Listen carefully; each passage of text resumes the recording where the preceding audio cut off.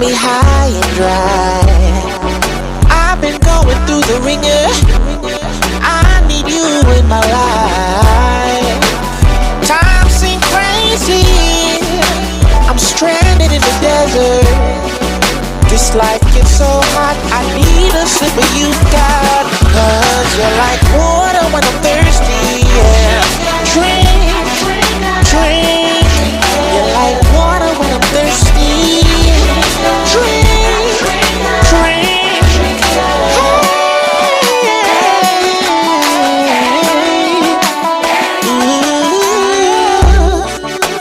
It's warm down here. It's hard to breathe. It's burning my eyes, Lord. So hard to see. I'm quite parched now. I need a savior. Come quench my thirst, Lord. Because you're like water for the thirsty. I drink, I drink. You're like water for the thirsty. I drink, I drink. You're like water for the thirsty. I drink, I drink. Water for the thirsty, yeah. I drink, it's like water for the thirsty. Truthfully, our souls parched. You will find them when you seek them with your whole heart. It's so hard to stay consistent through the word I'm reading. Cause the time is coming soon when every eye gon' see him in the clouds above. This is about a love that quenches the thirst, but the world offers is not enough. Taste and see from this fountain spring, you'll be lining up to get a drink, refreshing ink flowing out of cups. This life they gotta touch, to liberate them out of cuffs. The faith is undivided trust, created us up out of dust. He's worthy of fresh well of living water for the thirsty. Give her honor the first thing that I'm doing when I'm waking up. It's everlasting life to all who decide to drink you're it up. like water when I'm thirsty. Drink. You're like water when I'm thirsty. Drink. Like water when I'm thirsty. Drink. You're like water when I'm thirsty. Drink.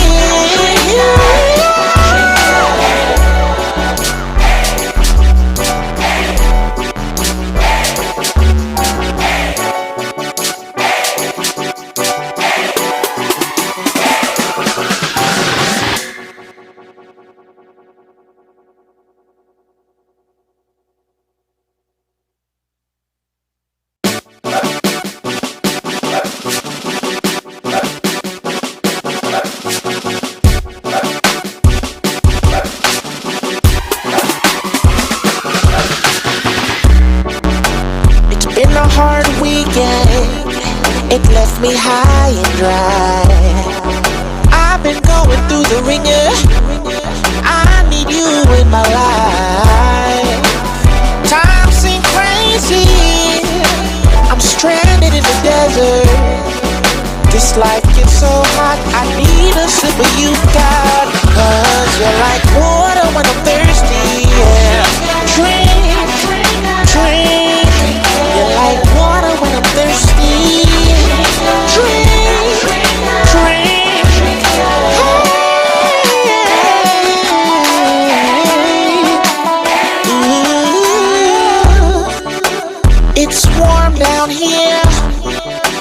It's hard to breathe. It's burning my eyes, Lord. So hard to see. I'm quite parched now. I need a savior. Come quench my thirst, Lord. Because you're like water for the thirsty. I drink, I drink. You're like water for the thirsty. I drink, I drink. You're like water for the thirsty. I drink, I drink. Water for the thirsty, yeah. I drink, It's like water for the thirsty. What up, everybody? Friday evening greetings to you, and welcome to another episode of Water for the Thirsty, where we dig into the word simply, the word refreshing. With us tonight, we have a couple of special guests in addition to our regulars, Lorraine, Courtney, Cliff, Avanique, and Sharika. We have with us Dante and Charles, who are part of the Hired by God, what do you call that, ministry team. They're hired by God. That's who they are. Charles and Dante, between the two of you, tell us a little bit about who you are and what you do. Welcome. Well, Can you not hear me? Was I on mute? yeah, I can hear you. No, we heard you. We can both Yeah, go. Go ahead. You can go first, Dante. yeah. Dante Freeland. Like you said, we do a study every Saturday at 11. It started just by the pandemic and really just feel following God's voice and really trying to dig deeper and have a better knowledge of Him and get to know Him a lot better and invite Him into our lives. And I think in doing that, it's helped me help grow me and help Him further live inside of me. So just trying to continue to grow with Him, continue to walk with Him, and be a child of God. That's what's up. Yeah, my name is Charles Reynolds as well. So we're half of Hired by God. There's two other brothers. We all kind of grew up together. Yeah, it just started like Dante said. As part of the pandemic, just wanted to grow closer to God, even though we were physically separate. And so it's just an opportunity for us to get in the Word, for us to grow mainly, and for others to benefit. As we learn more about God.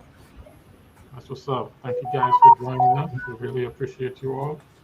I'm looking forward to tonight's conversation, which it happens will be coming from Hebrews, James, Isaiah, 2 Kings, Chronicle, Hosea, and Psalms. Lauren, did you see how the 2 Chronicles and Kings moved us from Isaiah to Hosea? Mm-hmm. Yeah, so we're following this Bible reading plan if you're joining us for the first time, but you can download for free from the internet, waterforthethirsty.com. There's also an app for your phone. We follow it through. It takes us through the Bible in a year, and it follows the story of the Old Testament. So as we go through the story and we encounter the times of the prophets, it brings us back in, or other Bible characters. So like when we were doing the time of King Solomon, it took us through Songs of Solomon and Proverbs and Kings and Chronicles, so that you kind of got a feel for all the things related to Solomon all at the same time in a chronological order to kind of make sense of the story. I found it extremely helpful because I thought Isaiah and Jeremiah were just crazy books that didn't make any sense until I used this, and then I was like, oh yeah, that's pretty cool, that's dope, I'm with it. So our conversation is probably going to come from one of these books because that's the last thing that we covered since the last time we got together. Avanique, I'm going to lead with you tonight because you had a question that I felt needed to get processed, and I didn't want to leave it out in the open. So tell us a little bit about your question. Do you remember what it was? So I have the Bible app, and it'll randomly it'll do a verse of the day every day. And when this popped up on my phone, I read it and I was just like, I don't know how accurate that is. So it's Matthew 7, verse 8. It says, for everyone who asks receives, the one who seeks finds, and the one who knocks, the door will be opened. I don't necessarily know if I agree with that statement. Tell me more. I feel like when you ask, you don't receive. You don't always receive. Not always, but it doesn't always work out that way. Sometimes you knock and the doors don't open. Sometimes you seek and nothing happens. So Jesus is lying, is what you're saying? He's a liar? I didn't say he was a liar. Calling him out his name is what you're saying right now? Hey, Jerome. You choosing violence very early, Jared. Very early. I was like, dang, it's how we kick it off? Okay. Yes. I'm just saying that his statement doesn't necessarily always represent the truth. It doesn't. Oh, okay. I mean, I agree with her though. Thank you, Lauren. You do. Very good. I do Oh, because good. it makes it sound absolute, like everything you ask for, and that's not true. Like, So that's it's a lie. how it's presented is not accurate. I'm just trying to figure. Why are you so scared to say it's a lie? If it's a lie, they trying to make it like add all this rosary to it. Like, is it a lie or? Like... Fine. It's a lie. Hey, do y'all read other versions here? Technicality. Yes, we do. From Okay. Can I read the NLT? Because maybe this might. Yeah, it says NLT. It says, "Keep on asking, and you will receive what you ask for. Keep on seeking, and you will find. Keep on knocking, and the door will be open to you." That's my version too, but it's So so for me, it's like there has to be some persistence. No, I don't know. I feel like where they're going, it's a technicality, right? So, what am I asking for, and what am I receiving? It doesn't necessarily say when you ask me for something specifically, I'm going to give you specifically what you asked me for. It's like when you were a kid, Ma hungry. Ma giving you what she cooked, at least my mother, so clearly this is traumatic. What she cooked in the fridge is what you eating. You said you was hungry, here is food. You didn't tell me that you wanted McDonald's. We got McDonald's in this house, and that's what's in the microwave, right? That you're about to eat. So I think what the verse doesn't say is ask and you will give it, I'll give you exactly what you asked me for. That's what actually mine says. Mine says, keep on asking and you receive what you ask for. Mine don't say that. So that's not so for me. Mine just says ask and it'll be given to you. Seek and you will find. Knock and it'll be open. Yeah. So which is it? I don't know. I like ESV.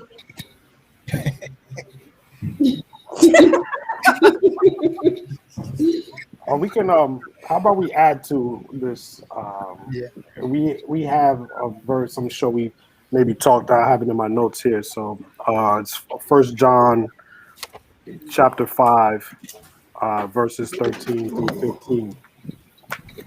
1 John chapter 5 verses 13 through 15.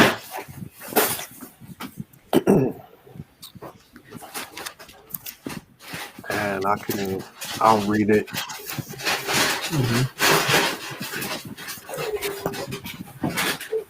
I have written this to you who believe in the name of the Son of God, so that you may know you have eternal life. And we are confident that he hears us whenever we ask for anything that pleases him. And since we know he hears us when we make our requests, we also know that he will give us what we ask for. So I feel like that also added a part of that, anything that pleases him. So I believe maybe even that would be maybe in alignment with his will, right? So I'll do you one better, Courtney. Matthew 21:22. Okay. And I'm giving this one on behalf of Lorraine and Avanique. On their behalf. What?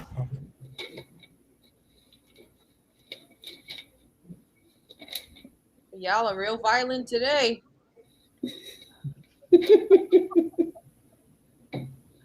Oh, you're gonna read, Courtney? Go ahead, read. Matthew 21:22. You'll be the reader. Ooh, shots fired. Okay. Oh, that's fine. Okay, so it says you can pray for anything, and if you have faith, you will receive it. Add on to that, Mark 11:24.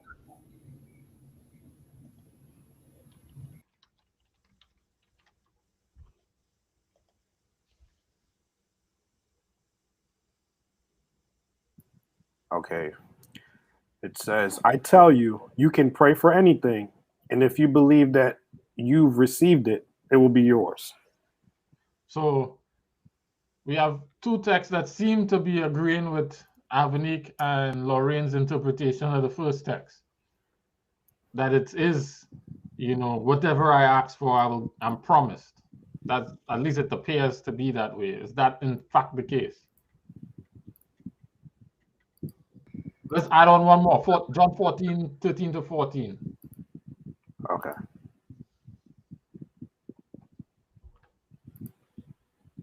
What was it? John 14, 13 to 14. Okay. Says, you can ask for anything in my name, and I'll do it, so that the Son can bring glory to the Father. Yes, ask me for anything in my name, and I will do it. Yeah, I can keep going for about 3 more texts. You want it? Sure. All right, John 15, 7 and 16. All right.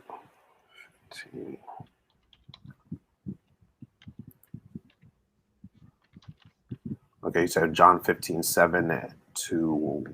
And 16, but you can read 7, up to 7 16. and 16. Okay. But if you remain in me and my words remain in you, you may ask for anything you want, and it will be granted. When you produce much fruit, you are my true disciples. This brings great glory to my Father. I have loved you even as the Father has loved me. Remain in my love. When you obey my commandments, you remain in my love, just as I obey my Father's commandments and remain in his love. I have told you these things so that you will be filled with my joy. Yes, your joy will overflow. This is my commandment. Love each other in the same way I have loved you. There is no greater love than to lay down one's life for one's friends. You are my friends if you do what I command. I no longer call you slaves because a master doesn't confide in his slaves.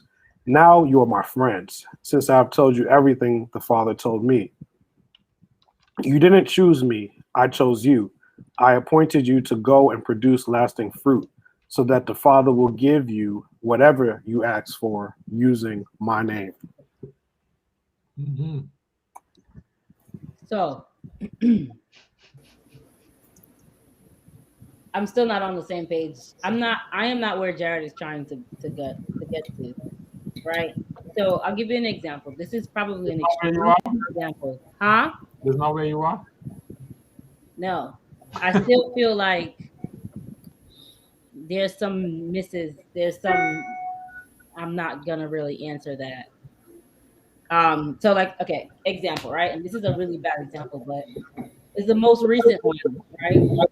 So a friend of mine, she had breast cancer and she was pregnant at the time when she was diagnosed.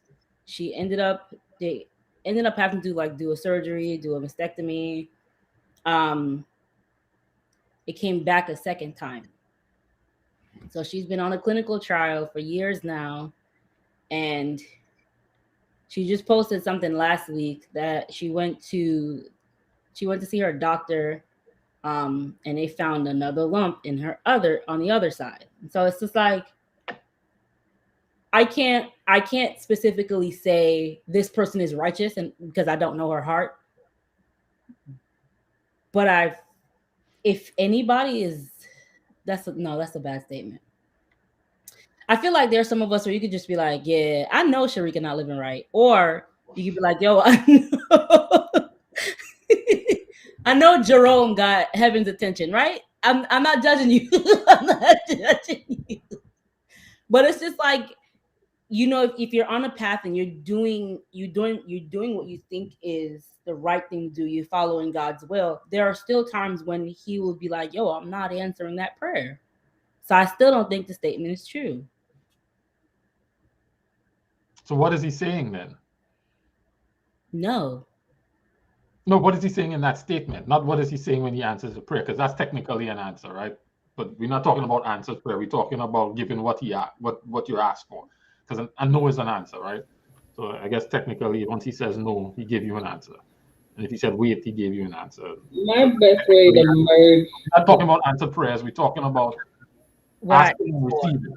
Yes. So what is he saying?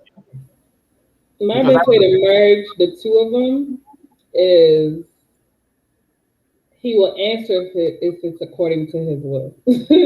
Like that's the way they sync up, because the way it reads, it sounds like if I ask and I believe, I'll get it. But then on the other verse, like I think one or two of them, it's like, okay, if it pleases me, okay, well his will pleases him. So if it's in line with his will, he'll do it. But I'm sure there's cases in the Bible where he's wanted to do X, Y, Z and then allowed something else. So I don't know. That's the only way I can merge the two and make it make sense. Cliff, you're a parent. Have you lived this at all? In what aspect? What aspect do you mean about that? Receiving, posturing in a way that you tell your children they could ask whoever they want, but then you tell them no, depending on what they ask for. Absolutely. So tell us more about that thought process and how it works.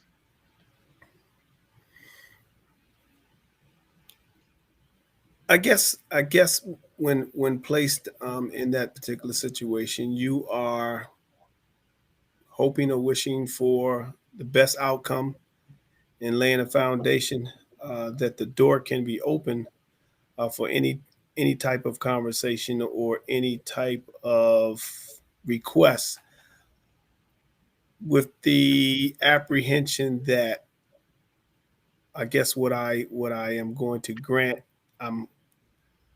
I believe this is in your best interest. Like, let's say, for instance, my child comes in and says, I say, hey, whatever you want, just ask what you want. You can have that. And they say, I want a dog. Okay. That dog is about to become my responsibility. I don't want a dog. You want a dog. And I believe you can have a dog, but at this particular time, you're not ready for a dog. Not saying no. I'm not saying no. I'm just saying not yet.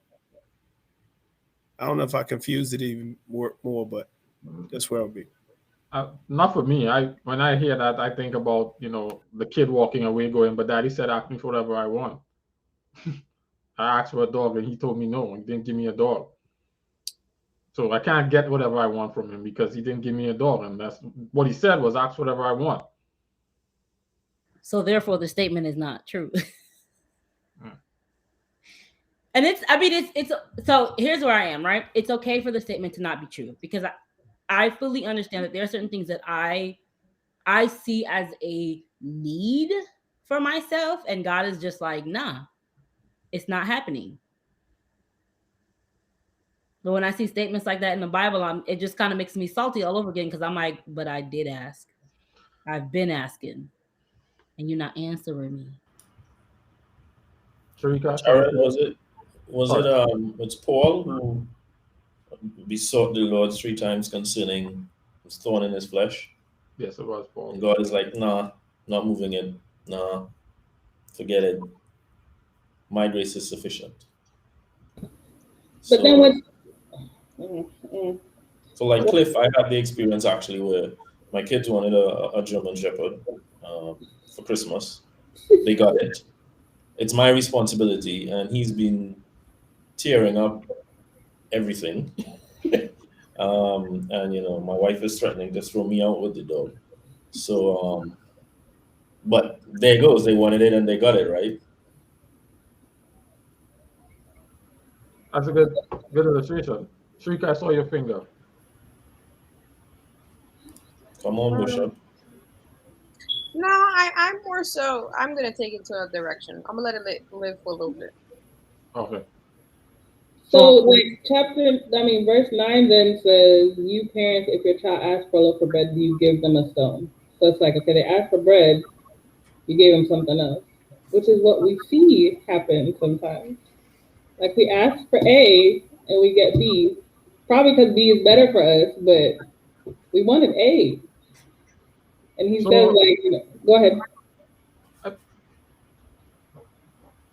I'm glad that you brought in the other verses because it's key to make any sense of one verse. You have to look at the verses around it to understand what's being said. So I'm glad that you brought that in. I'm not sure that verse 9 is saying what you're saying, but let's kind of read first 7 through to 11.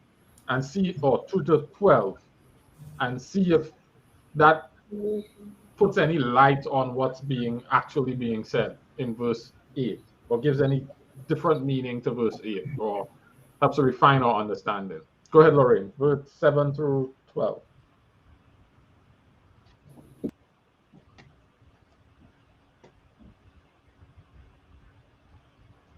Lauren, read for us, please. Sorry, I didn't realize I was muted. Okay, keep on asking and you will receive what you ask for. Keep on seeking and you will find. Keep on knocking and the door will be open to you. For everyone who asks receives, everyone who seeks finds, and to everyone who knocks the door will be open.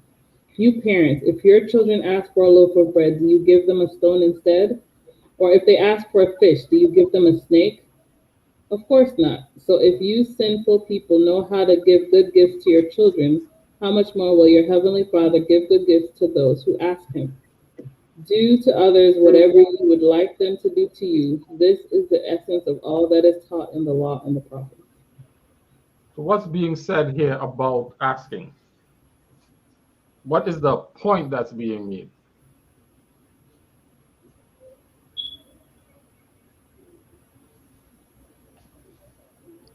The point, I think, is be bold enough to ask. Go And ahead. it's kind of like what we talked about in the after show the other day, like the type of conversations that you're open and honest to have with God, right? Like you can be angry. Well, I shouldn't say you. Let me talk about myself. Me and the Father had some very interesting conversations. But it's the idea that you can always ask me, but you also have to trust that I will make the best decision on your behalf and provide that as your answer. But that should not stop you from asking me because I want to know what you want. That doesn't mean I care about it and give you exactly what it is. But however, I want us to have this open and honest communication path by which you feel comfortable asking me, but in return, you are confident I'm going to give you what is best for you. And hopefully you'll accept that in time. So 9 to 12. Okay, so could it be that he's saying that if you're asking for something good as parents, if you're asking for something good, you wouldn't give your child something bad. And just like how you wouldn't want that be done to you, you asking for something, you wouldn't want somebody giving you something that's not good for you. I'm trying to put it together. So it's like just like how you wouldn't want you asking for something, wouldn't want somebody giving you something bad for you, knowing that they asked for something specific. Kind of like put yourself in their shoes, your child's shoes. If you're asking, you would want the good thing that you're asking for, and not something counterfeit or opposite of what you're requesting. Charles, you look like you're itching to say something. I mean, there's a couple thoughts. I think to your question, Jared. I think one, I'm just thinking out loud. I think it highlights the character of God. But the question I had in my mind was, could you ask God for a bad gift? You absolutely can ask for that. I do that every day. I'm not talking about something like, God, I want $1 million. I'm talking about, like, literally, my friend has cancer, and this is the 3rd time. She's asking for a healing, and instead of a healing, this is the 3rd time. She now has a 3rd lump. So with all her children. Is it then that because you know something to be good, once it's something that's a known good, then God should give it to you? No, I'm only asking that because, again, if I could use the example of my eldest sister who's been battling lupus for 17 years or something, and she's prayed a gazillion times for it to, go away, and it hasn't. She's an elder in the church, a concert pianist. She's played for the Queen, retired school principal, blah, blah, blah. It's like her thorn in the side, right? And she is like my idea of a superwoman because she's always in good spirits, always has a positive attitude, outlook, you name it. But she's been battling this thing now in my mind. When I see the it has on her, and all these multiple complications, and the days she can't walk or move or even take care of herself. I'm like, it can't be a bad thing for God to remove this from her. But yet, in spite of it, she is blessed and a blessing. So it's like, it's not just the bad or the good. It's like, even if something is good, if God realizes that not giving it or not doing it can be a blessing, or that he can work all things for good in spite of it, then it's like we can't question the sovereignty of God when it comes to those things, right? I mean, we can question it, but I hear you, Jerome, but Mhm. whoever translated this Bible said, whatever you ask in my name, I'm going to give it to you. And I think that you just hit the nail on the head. He said in his name. But I'm asking His for life name in is also the part name. of his authority and his dominion, which means and his will. So if you're asking for something in his name, it has to be within his dominion, his authority, and his will. And So if it's not in those three, then it's not really in his name. go back, Jerry. That Mhm. it is a significant in his name, but it's more a case of ask the Father in my name. So tell him I send you is more what he's saying there. Okay, Right? I get you. It's more because you're coming from, because the request coming because through your connection to me, Mhm. you have more advantageous access to the Father, right? That's more what he's saying, more than it is about sovereignty. Because Jesus' posture has been, and you'll see it in other places, talk to the Father directly, but tell him I send you. It's kind of his posture, right? He'll Sure. because he likes me, he'll do for you.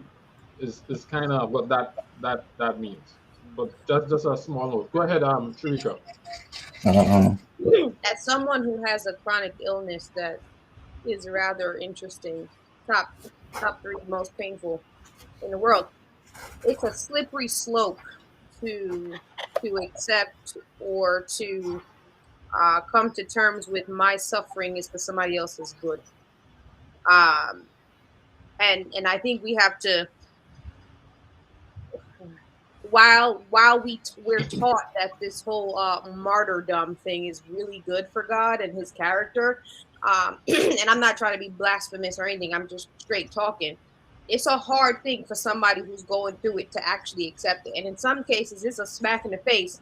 You're like, man, Sharika, you're really blessing me through your suffering. Thank you, question mark, right? And so I don't know if it's practical. While Jerome, I think it's a beautiful thing. My family has lupus, my grandmother has lupus, my aunt has lupus. To say, wow, I really admire this person. If as someone who has it, I can say for me, I wanted to punch people in the face when tell me that I'm strong for them. And so I kind of feel like we're playing with a weird sword because we're taught to pray and pray and pray and pray and pray and pray and pray. But it's like, oh, well, God's like, yeah, seriously, sis, your happiness is second to Avanique's because I kind of need her to be on my side today. So therefore, I'm going to need you to continue to suffer so that she feels better about herself and my relationship with her. Right. No. And just to be clear, when I said a blessing, No. I'm not. I know what you meant. I'm giving the so on she's the the one who ground said that, in spite of that for the illness. beginner Oh, piece, that right? right. Like someone who's in it, it's a hard thing to swallow when you're taught in church that if you sackcloth and ashes this thing. I mean, I've had people tell me that I'm not healed because I'm not praying enough. I'm not Yeah. healed because I'm still sinning. I'm not healed because I didn't rip my garment and walk around naked. Like those are the type of stuff that people tell people. And so I think this is a very interesting conversation when it clearly states, whichever version we want to read, you ask, you talk to the big man, tell the big man I sent you. Here we are. You're gonna get it. Right. So there's a piece that's missing in verse 11, 9, I think it is. Let's go back, verse 9. So it says, and this, I think, because Jesus enters a statement and then uses this illustration to qualify his statement or to explain his statement, right? So he goes on and says, for everyone who asks, receive, the one who seeks, find, and the ones who knock, the door will be open. And then he uses this illustration to explain what he's saying. Which of you, when your son asks for bread, will give him a stone. So it's like, which of you, God, you ask God for something and he'll bait and switch it with something else maliciously or deceitfully. Or you ask for bread, here's a stone. Or you ask for fish, here's an eel. Like um, Charles said, it's a statement about God's character and his desire to give you what's good. Right? Just like a parent wouldn't give his child a stone when he asks for bread, God is not, when you come to God, God is like a parent when he processes your requests. So come to him like a parent is really what he's saying, and feel confident coming to him like a parent, understanding that and one of the things is that, and I'm using this because it's a key element to Bible study to make sense of what's being said. In the passage, what you don't see is that the word that represents stone is a little round stone that looks like a bread. So there's an insinuation in the illustration that there's an attempt to deceive, to pass off bread as a stone, or a stone as bread, sorry. Right? Because the two look similar. And because the eel could taste like fish, it smelled fishy, and you're passing off the eel as a fish. And so those ideas all taken together shape the first statement. The other piece is, you read the scripture in context of the verse and the chapter, but then the chapter in charge of the book, and the book in the books. If you go back to verse 6 or chapter 6, Yeah. Jesus starts his whole thing with teaching them how to pray. And the first line in the prayer is what? Matthew chapter 6? Yeah, verse 9.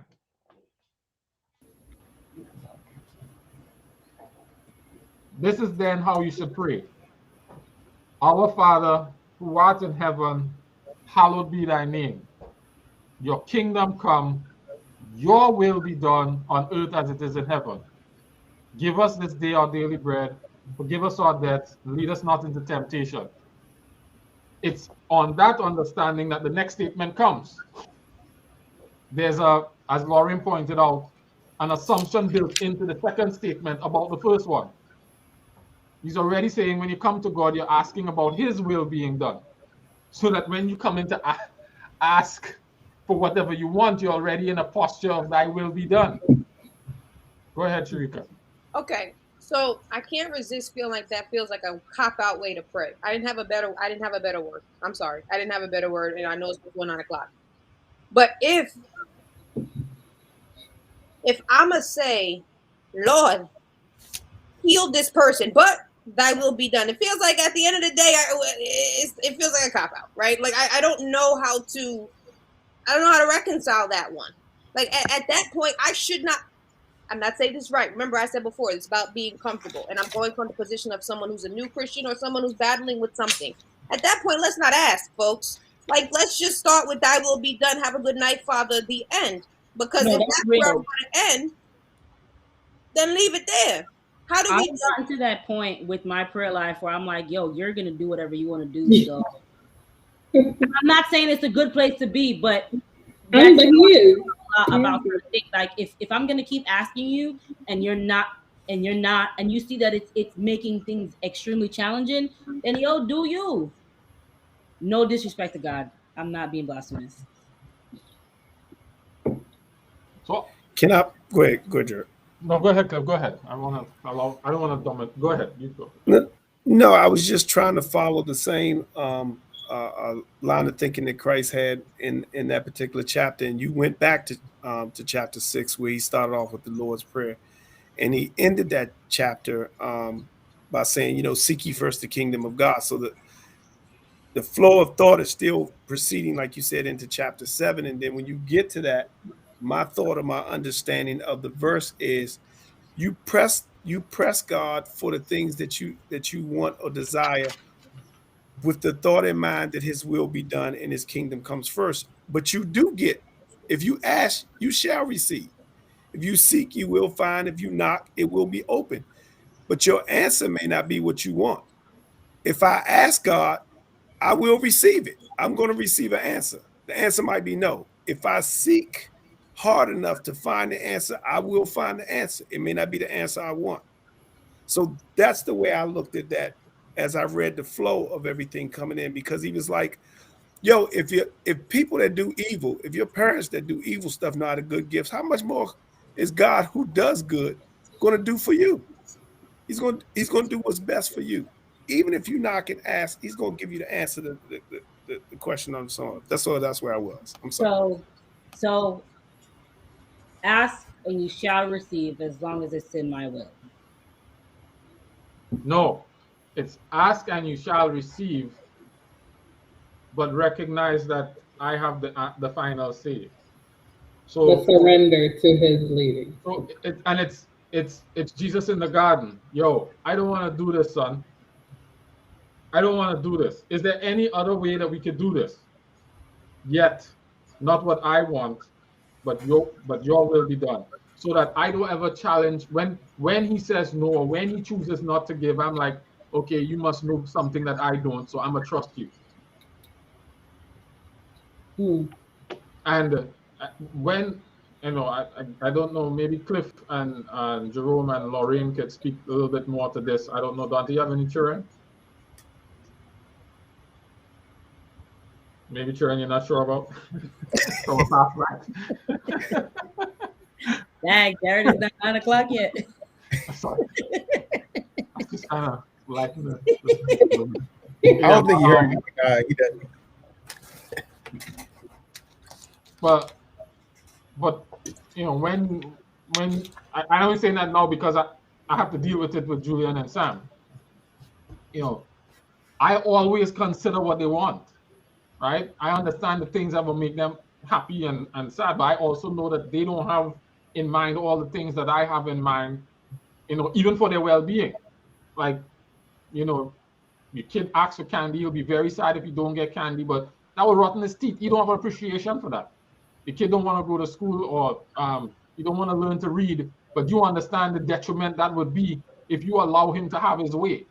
So that there's an element of relationship and access to me and trust that are tied together in the asking that allows Jesus to say, go to him with whatever you want, whatever you desire. And if you keep asking, his posture is to give you what's good. He wants to give you what's good, just like any parent was. And he's not going to bait and switch you in his giving. But you also have to come in the posture of, well, he's God. He knows better than me. And if there's a no, then he has his reason, and I'm okay with that. So I think can I make it? All right, I'm gonna throw a wrench in here, right? How would you explain that to someone like Deuce, who's prayed for his mom to be healed, but she passed? Well, having lived that's why I have this posture, because my mom and Jerry's sister are kindred spirits in their thing. Let's go to Isaiah 61, verse 1.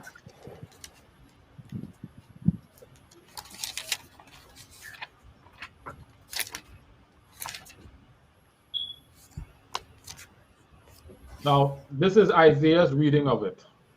But Jesus in the book of Luke, I think it's Luke, when he goes into the synagogue in Capernaum, just at the beginning of his ministry, he opens a scroll and reads this chapter, right? Notice what is being said here. The Spirit of the Sovereign Lord is on me, because the Lord has anointed me to proclaim good news to the poor. He sent me to bind up the brokenhearted, to proclaim freedom for the captives, to release from darkness for the prisoners, to proclaim the year of the Lord's favor and the day of vengeance of our Lord, to comfort all who mourn, provide for those who grieve in Zion, to bestow on them a crown of beauty instead of ashes, the oil of joy instead of mourning, a garment of praise instead of a spirit of despair. They will be called oaks of righteousness, a planting of the Lord for the day of his splendor. I want to keep that in mind as we process Job. When Job was going through whatever he was going through, his children died, his money gone, he became bankrupt, and then he was sick and didn't expect to get healed. When God showed up, what does God do? Remind him of who he is. Read him. Literally read him. It's the best read of the Bible. Say that again. It's the best read of the Bible. What do you mean by read? It checks him, put him in his place. Yeah, he basically said, what you know about what's going on up here? But okay, so hold on. I want to make the point that God has a set of priorities that are different from ours, just like I have a set of priorities that are different from Juliet's. And I say this from my observation and conversations with my mother. God can heal people with a touch, with a word, without even showing up. We've seen it in the Bible. But what happens with your character cannot be healed like that. And that is his priority. And sickness and healing both work to strengthen faith and trust in him. Sometimes he heals people so that they will trust in him. Sometimes he keeps people sick so that they will trust in him. And I'm saying that as the child of someone whose mother passed. And it was her, I'm going to just continue before I take comments. That was her understanding of what God was doing with her. And so in her sickness, she trusted him all the more. I saw her independent nature get dependent on him. That is not something that a touch from God will fix. And there's chances that had he touched her like that, she would still be independent. And being the loving parent that he is, he's prioritizing her teeth over the momentary satisfaction of candy.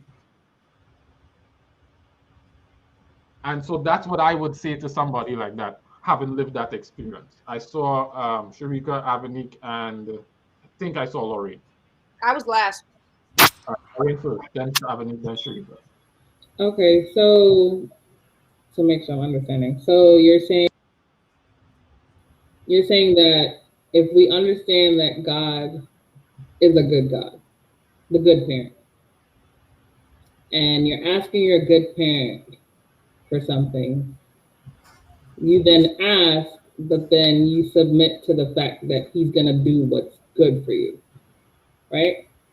That he's going to not just do what's good for you, but he's going to receive your request and consider your request. Right. So, okay, so let's say I accept that, right? It says keep asking, right? So if I'm keep asking, how do I decipher between a no and a not yet? That's a whole separate question. Hold it. But I mean, that's where it leads me, because it's like, okay. Hold that, we'll come back to it. Don't write it down. Hold it, we'll come back to it. Avanique. So I feel like my prayer shouldn't be, or my posture shouldn't be whatever you ask, whatever you want, but it should be a help me to be okay with whatever you're gonna do, since you're gonna do what you want to do. So no, and here's why I say no. Jesus in the garden, he has no better relationship with his father, and he knew coming down what his thing was, and he had a relationship that he's like, dude, I don't really want to do this. Is there another way we could do this? He asked what he wanted, but he was like, what I want doesn't matter as much as what you want. So while this is what I want what you want more. And if this is not what you want, then I want that too. So eventually he does get to the point where it's okay, do what you're gonna do. No, it's not do what you're gonna do, because in this case, God is not doing anything. Jesus is making a choice to do something. He makes a choice to go on, because he could stop and say, nah, I ain't doing this because I don't want to do it. And that's where Jerry talks about the lowest, when you drill down to the lowest level, what's the root issue? That's where the root issue is. What I want Well, yes. is what he thinks is best. And who's defining good? Because God didn't do anything except wait for Jesus to decide if he was going to be faithful or not. And in that moment, Jesus can say, I don't want it, I'm not doing it. But what he did, and this is why I brought it up, because it takes it out of the God providing and sitting it in a whole nother context so that you could actually see the true issues. It becomes Jesus now saying, yeah, I want this. I really want this, or I really don't want that in his case. But you know what I want more than what I don't want? What you want. So I'm going to do this. And that becomes the same posture in the asking. Yeah, I want to be healed. Yeah, I don't want to be sick. Don't want it at all. But you know what I want more than not to want to be sick? What you want. So maybe I'm coming from a place of trauma, and maybe that's it. Dang.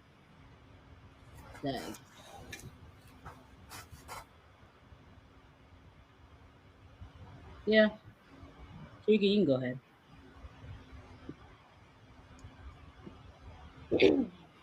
I think on the scale of 0 to Jesus level of Christianity, the conversation we're having right now is an advanced level. And I think it would be hard for anyone who's new to the game to grasp this concept. Because in so many ways, those who are new to the game are like leaving Egypt, going to Canaan, and stuck in the desert. And it's time to change the idea of it all.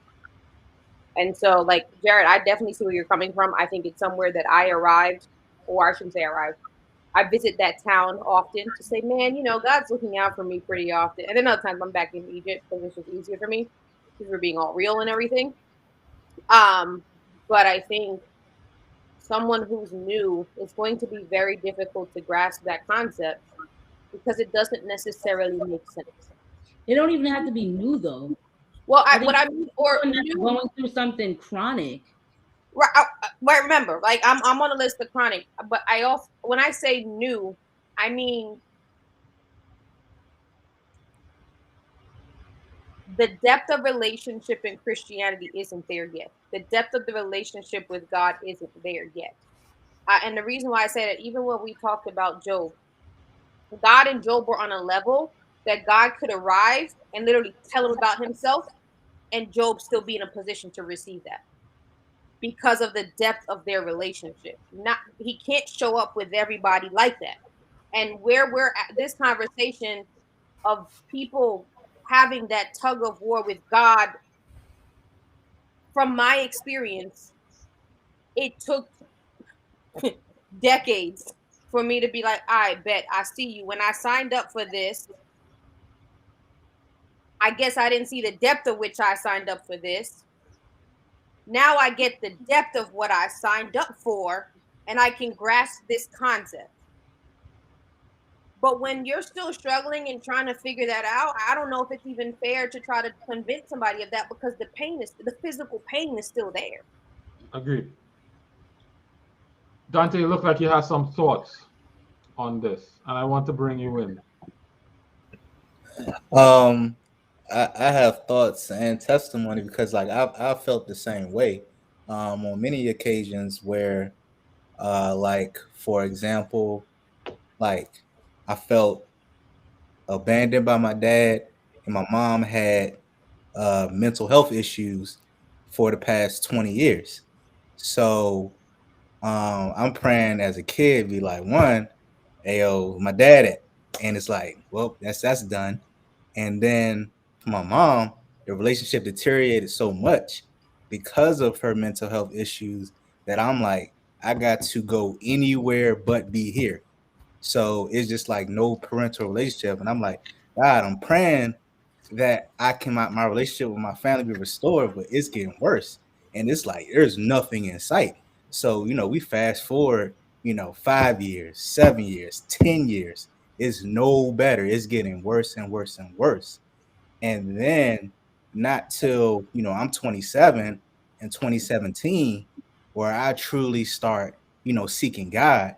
And I'm just like, oh God, I'm just seeking him for something, for wisdom about something.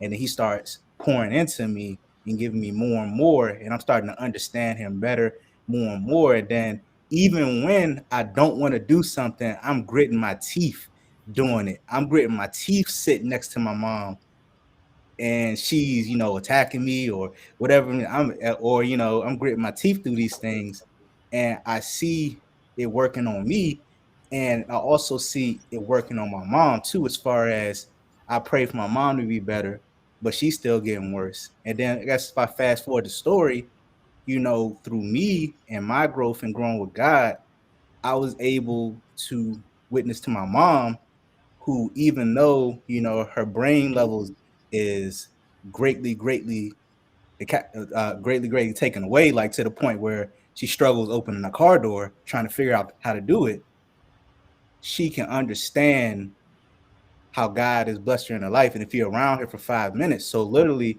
she was the smartest salutatorian and everything, and God just completely took that away from her biggest strength, but it made her a hard person to be around. And I saw God save her life by taking that from her. And I'm sitting there praying for her to be healthy and stuff like that. But now, 20 years later, she doesn't struggle with, epilepsy is a thing. She doesn't struggle with that anymore. It's other things she struggles with, but that is gone now. And now she has a restored relationship with God through all of that and much, much more that I won't get into. And then on my dad's end, I was able, through God working in me, he restored a relationship with my dad by me. I didn't want to talk to my dad. It's not that I was mad at him anymore. It's like 15 years later. But, through him working in me, I was able to, sit down in a room. And even when he gave me an apology, that was probably one of the worst apologies ever in life. Through God, I was able to forgive him and restore that relationship. So now, through broken relationships for pretty much 20 years of broken relationships have been restored. And I'm praying, 12-year-olds praying for this. It's like, dog, this is not gonna happen. I gotta admit, it's just not gonna happen. That's where I was at with it. And but then the guys like, hey yo, however way it works, I'm gonna give you glory in this one. And through that and through my submission, I seen miracles happen that I never would have imagined happen. So, that's just, in my thoughts as I'm hearing everybody talk. So I, can I ask you a question, Dante? Yeah, sure. Did you ever get to a point where you felt like maybe I should just maybe I should just make the best out of the situation? Or how did you I guess how do you process like I'm asking for something good and the situation is simply just getting worse? It's like, I guess there's a conversation of that, before I really started looking for God and then afterwards. I guess before I really started looking for God, I was just running from it. I was just like, hey, yo, it's not going to change. This is my reality. I'm just going to be over here with it. Catch me over here. I'm going to be away from it because, this is never going to change. And then as I started coming closer to God, my perspective started changing as far as, hey yo, um if I'm praying for this and it might not happen, but I'm going to stand here with it and live in it, and be praying for a better day, even though it continues to get worse. I'm sitting there thinking like, hey, yo, God, work on me so that potentially this situation can get better in some capacity. Because it might, I don't know. I don't know if it's ever gonna get better, but I'm like, God, work on me so that I can make it through this situation, even when it gets worse and worse and worse. And I can say, it didn't get better. And we started in 2012, it didn't get better until what, 2019, 2020. It got worse and worse and worse and worse and worse, and then leveled off in 2019, and now it's starting to get to a place that I could have never imagined in all the darkness. So I guess that's the point I was trying to make, Jared. Mm. I feel like there gets to a it gets to a point where it's just like, okay, I'm gonna keep asking for the same thing, but if it's there is no answer to it, then why don't I just adjust my posture and stop asking? I mean, I feel like there was answers along the But way if, for sure. yeah, that's Like literally, God gave me grace in situations where, when at first when, like when I was just sitting in my mom's house with my arms folded, like, hey, I'm just here just to be here. It was just grace in that. He was like, before I didn't come at all. And then that softened my mom's heart, me just being there. And I didn't even realize that at the time. But then, our conversation started to change based off me changing and me just being there and, and fighting through that, and fighting through all of that trauma. So it was part of the process, but he gave me little crumbs along the way to help me in these weak moments. Well, Dante, I want to chime in, but I want to take some of these comments first before I chime in. Uh, Deborah says from higher up in the evening, last Halloween, my daughter was taking her boyfriend to a party. I don't like it when she goes to parties because she drinks a lot. I didn't want her to show this side of her to this guy that I really liked for her. I prayed she wouldn't go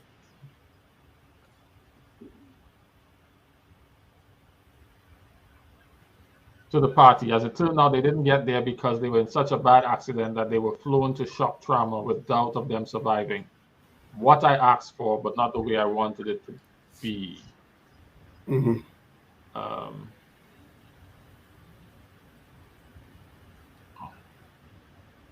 I feel like Donnell says, be careful what you ask for. I'm just going to go through them. We'll comment in a little bit. okay. Maybe at some point our desires can become aligned to his will. So when we ask, we will receive because what he wants is because he wants what we want. We want what he wants. I think Deborah agrees with that, and so does Debbie Grant. I've learned to accept God's response to my prayers because I truly trust he will do what's best for me and others. I think you can say something. I have a hard time. I have a hard time processing the comment from Deborah. And the reason being is I just I just feel like if your prayers are gonna sabotage my life, don't pray for me. I don't think that's what she intended. As the child that's in the hospital suffering, like if my mom were to be like, "Yo, I prayed for God to stop you," and He stopped you, I would be very, very upset. Please don't pray for me. Fair enough. I wanna go to James. So I'm gonna tie all this stuff together, but I want to go to James 1. I think it's James 1. Right quick. We covered this another time before, but I think it's relevant again here now. Hebrews, James. Yeah. I'm going to read the text, but I'm only looking for the word in the text, right? Not the text itself, because that will take us in a whole nother slant if you try to read into the way the text is written. Verse James 2. 1, verse 2. Consider it joy, pure joy, my brothers and sisters, whenever you face, my Bible says trials, somebody else's Bible says temptations of many kinds, because you know that the testing of your faith produces perseverance. I brought that text because that word there, trials, also means temptations. But they mean trials and temptations or testing that proves faith. And in order to process this, and so one of the things that we do, just as human beings, is that we tend to segment things and don't see sometimes how they're related. At the very root issue, which is why I brought Jesus up in the garden, at the very root of all of these issues is what I want and what I think and how I define good.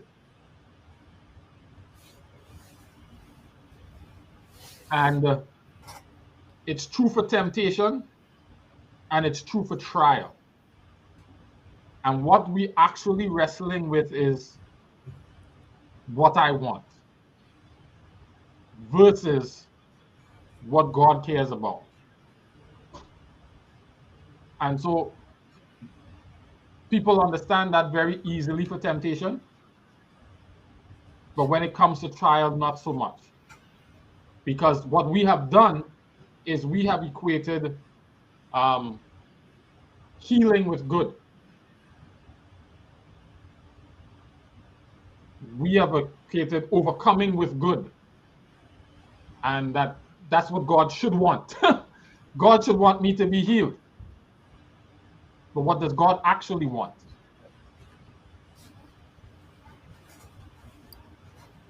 That's a question on the floor. Yeah. All right. I was looking at from Matthew chapter 6 as well, as Cliff was mentioning. I keep seeing this repeated over again from the prayer. Thy kingdom come, thy will be done. And that's verse 10 in chapter 6. Then verse 33, but seek ye first the kingdom of God.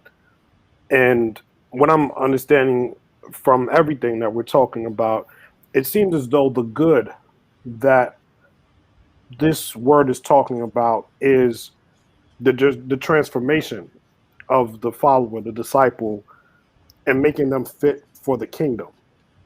Like, that's, to me, the theme that it's recurring.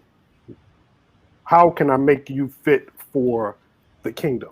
If we're seeking the kingdom, that's what our goal is. That's where our treasure should be. So whether it's healing, whether it's going through this trial, but like our brother Dante said, he went through some trial for over 20 years. And really what happened was a transformation of him. And that's, making him ready for the kingdom in that regard, on that path, making that decision to be on that path. And then you start to see others around him are being affected by that. So I just find that seems to be a theme. The other thing that he wants is relationship. Like, right. The other thing he wants is to be a part of your journey, whatever the journey is. Understanding that in this space, that journey is not necessarily always going to be comfortable. He also wants, ultimately, that you trust him. And part of the problem that we face is our framing of God, in that and that's why I liked Luke 7, not Luke 7, Matthew 7:9. Jesus is attempting to frame God's actual character so that you will interact with him differently. He's a good father. And that's one of the things that my mother used to say. I am his spoiled child. He is treating me like I am the most special child that lives. While I'm suffering with lupus, I am his spoiled child. Here's an example from the Bible. The children of Israel were in a hot, dry desert, wandering around. Before they started wandering around, they were in a hot, dry desert that was full of wild animals and scorpions. You know what the Bible says about God's perspective on that desert? It was a safe place to preserve them. They're worrying about their physical comfort, as they should. He is saying, I'm carrying them over there to keep them safe. So he is processing the whole experience differently. And while they're there, he says to them, did your shoes wear out? Think about it. You've been walking for 40 years and you don't have any holes in your shoes? There was no water for 1 million+ people. Did you get thirsty and die of starvation? You woke up every morning, there was food on the ground, but it never got any less hot. It never got any less dry, and it never got any less dangerous. Here's another example. When Jesus was on the boat with the disciples sleeping, was there a real storm? Was it a dangerous storm? Did the storm go away while Jesus was sleeping? But what was he doing during the storm? Sleeping. Because he trusted the Father in the circumstance. You know what the disciples saw? The storm.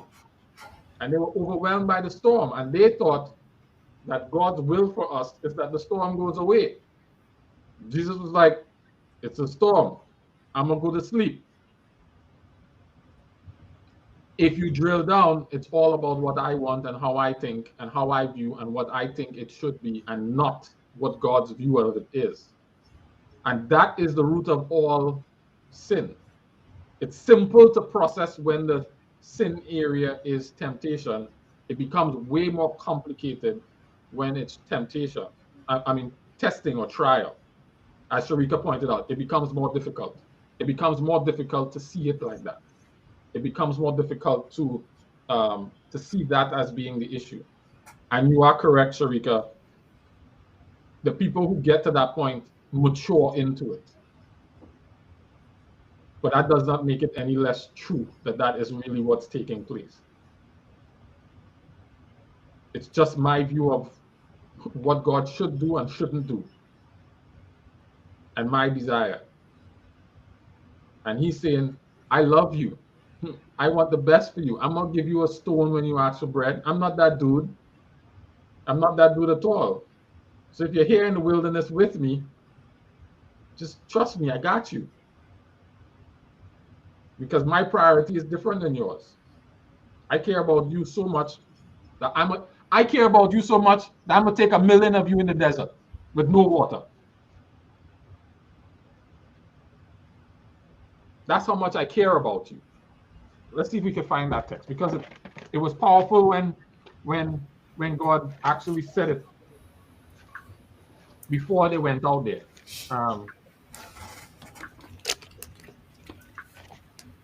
Exodus.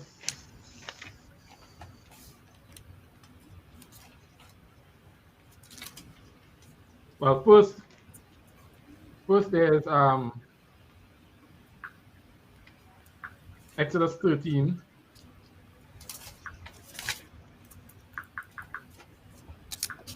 First there's Exodus 13 from verse 17. Courtney, if you could read that.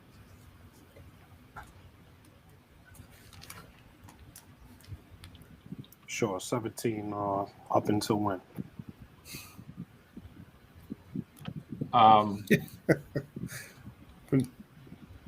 To verse 14. 14. 17. Okay. 17 to 14, the next chapter. Mm-hmm. All right.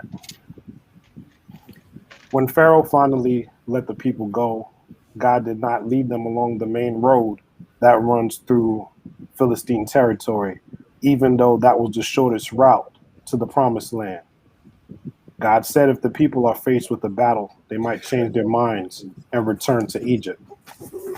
So God led them in a roundabout way through the wilderness toward the Red Sea.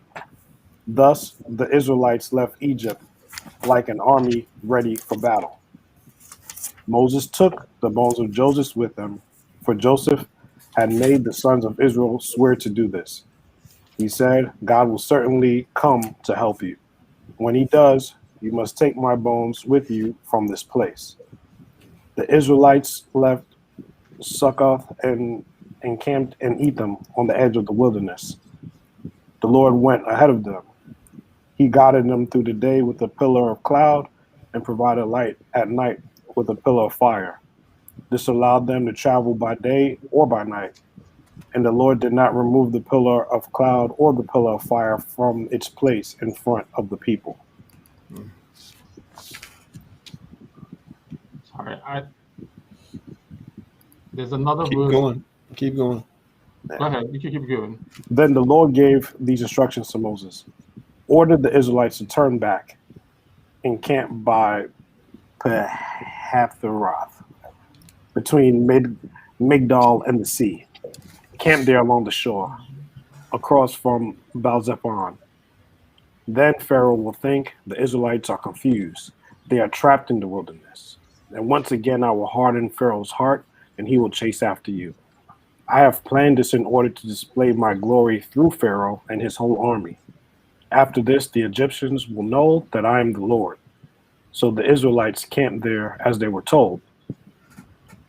When the word reached the king of Egypt that the Israelites had fled, Pharaoh and his officials changed their minds. What have we done letting those Israelite slaves get away? They asked. So Pharaoh harnessed his chariot and called up his troops. He took with them 600 of Egypt's best chariots, along with the rest of the chariots of Egypt, each with its commander.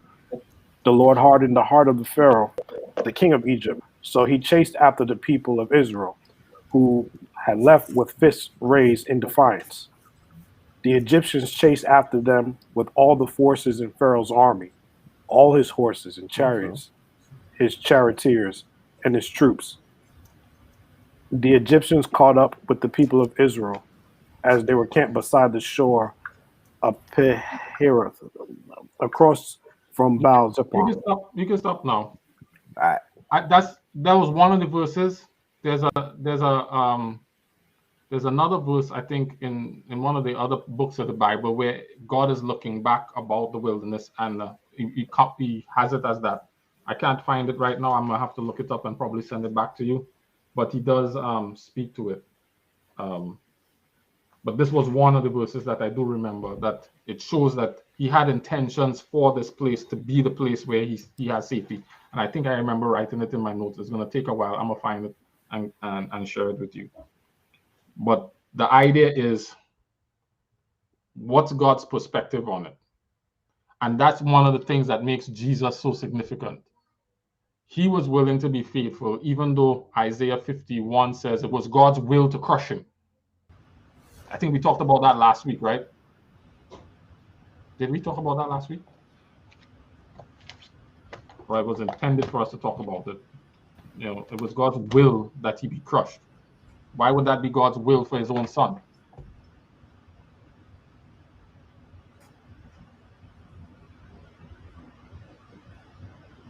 What are you guys hearing me say? Man, I think I like what you said about the perspective of good. You know, our perspective on what's good versus how God's definition, and I would say the conditions in which we're placed.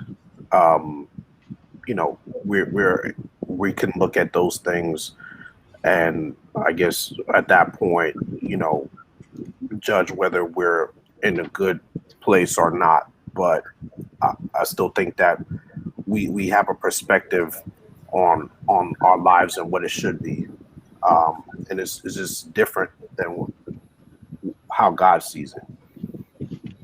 What I got was our good. What's good for us doesn't always feel good. That's all I heard out of all of you. It doesn't feel good. Jared, there's this there's one of these aircraft. There's one of these aircraft that the U.S. Navy uses. I think the Air Force as well. Called AWACS, AWACS, right? Airborne Warning and Control System. And what it does is it gives the commanders a top-down view of the battlefield, right?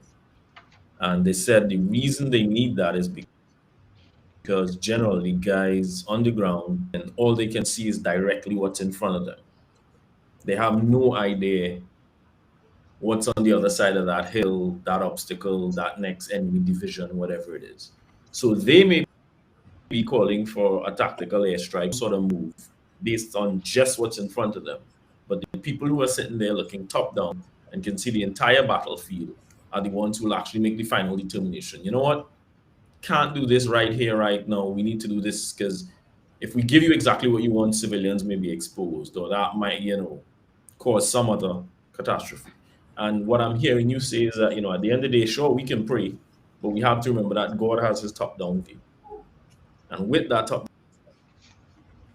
view in mind, the things that are good, if that is going to negate or have a negative or some sort of deleterious effect on your spiritual growth and healing, he might actually pull back because he has that top-down view. Right, but they tell them that they're not going to do it because of X. They don't always tell them. They don't always tell them.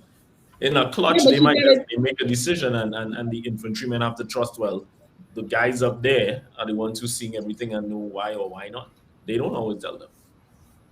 I mean, if you, and that's why they drill it into you in the army that at the end of the day, if you get an order, you follow it, right?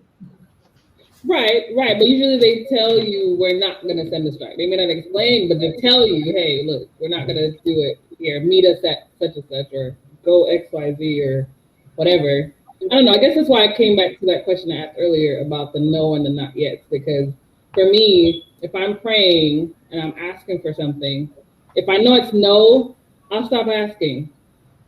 But if it's not yet, then I'll keep asking. And if it's a no and I keep asking, I feel like it does more damage to my faith than just to tell me no. And that's where I am. Just tell me no so I can stop bugging you. Like, can I speak to that? I hear you. If the answer is no, it's okay. Yeah, just tell me. But the silence thing is kind of like, all right, am I asking for too much? Am I annoying you? What is going on? So it's kind of like, I hear what the Bible is saying, but I also feel like in my experience in life, it's annoying when you keep asking someone to do something and they don't say anything. Yeah. Just tell me no. I'm okay with the no. Hey, Dante, you trying to say something? Yeah, because it's kind of funny. Like, I literally just experienced this of, taking a test.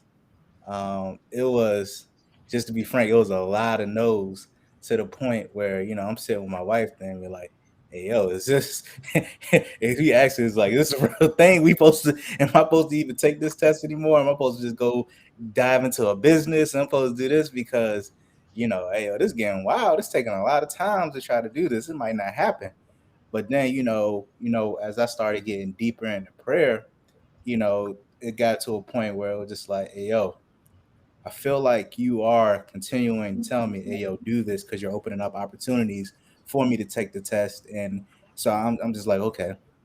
I hear a message to keep doing it, but okay, I'm just going to be persistent and do it. And if I don't pass, then that's my answer. I know it was a no if I don't pass. But then, literally in all of the trials of trying to pass, and the time where I was at my weakest and I had the least amount of time to study, he came through in a major way. And for me, I was like, he proved that, it's not about me, it's about what he could do, and he could do it in his own timing. That's just my own personal testimony with that type of issue. I have several more of those, but that helps ground me more in my faith of, when I first started failing, it was just like, hey, yo, I'm done with this one. I ain't gonna keep failing. This test is expensive. But then I was just like, hey, yo, God, if this is your will, and I feel like this is what you're telling me to do, I'm gonna be persistent in it, and I'm gonna give it everything I have, and I will be satisfied, yes or no. And if it's no, cool. If it's yes, cool. And he delivered it for me. So that's kind of what it was. What if you failed it, but your pass was on the third try? What do you mean? What if I failed it if my pass was on the third try? What if you failed it the first? So okay, what if God's will was he's gonna fail the second time, but the third time he's gonna win? What if you failed it and in God not necessarily answering you, you thought, all right, if he opens the door, I'm gonna keep going, but if I fail it, that's it. What if it doesn't end?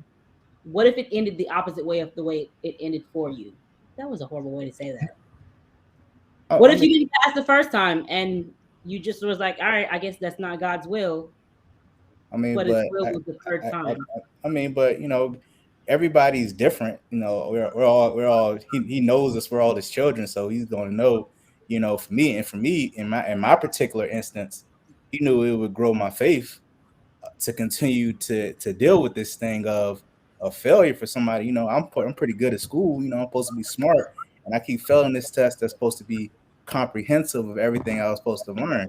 And you know, but it ends up being a testimony for everybody else to kind of help me with this issue, because it's tough, you know, going in this and trying to figure out, is this real, when you put in, you know, months of studying and still fail. But Avni, are you assuming that he didn't fail, or are you thinking that he didn't fail? No. I'm just saying, what if it doesn't work out? What if you get the L? But Dante, didn't you get the L a few times? A few.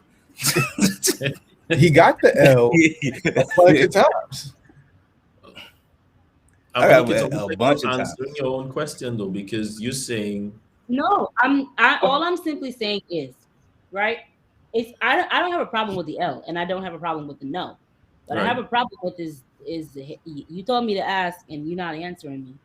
Right. No, I hear you, but you're saying, you know, suppose you get a no, you get a no, you get a no, you get a fail, you get a fail, and then 3, 4, 5, 6 times down the road is when you get the yes. Sometimes I think to Dante's point, God understands all of us. He understands how ambiguity, silence will affect us. There are times I've asked him for things and I either got a no or just got no answer. And I realized what he was doing is me going through the process of searching and trying to figure out, you know, what's next actually helped me understand why I got a no to that thing. Why is this even whereas if I was just like, it's a no, it's a no, fine, I was still actually harboring in my particular type of relationship with God, or not bring certain things to him, because if he's always going to tell me no with certain things, I'll just do my thing across here and then I might come to him. But then he allows me to go through this process to realize, oh no, there really was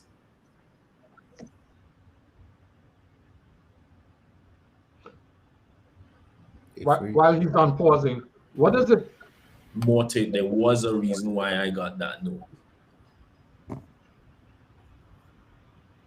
How would any one of you feel if you're in a relationship with somebody who after a while stopped asking you for stuff? Because when they were asking you for stuff, you were unable to give them what they wanted. You'd feel like they were using you, right? Probably. It's not a matter of not being able to do it. It's just say you're not going to do it. Or if you were unable to answer in the moment for whatever reason. But it's not in the moment, though, Jared. Look, stay with me, because I'm thinking of a parent that, you know, Julian asked me for something and I'm in the middle of having this conversation. I'm in a meeting. Daddy, can you help me? Daddy, can you help me? Daddy, can you help me? And he does that for 3 times while I'm in a meeting, and all of a sudden he tells me, I'm not asking Daddy for anything, because every time I ask Daddy for something, he don't answer me. Now, I'm talking relationally now. Right? Well, I would stop asking about that thing. Me that I am, I don't like repeating myself too much. So I think after asking, I give you some time, but I'm not gonna. If you were God in that sentence and your daughter was you, what would you want from your daughter? What would you want from her? I would want her to keep asking, but if I know the answer is no, I'll tell her so she can say. Why would you want her to keep asking?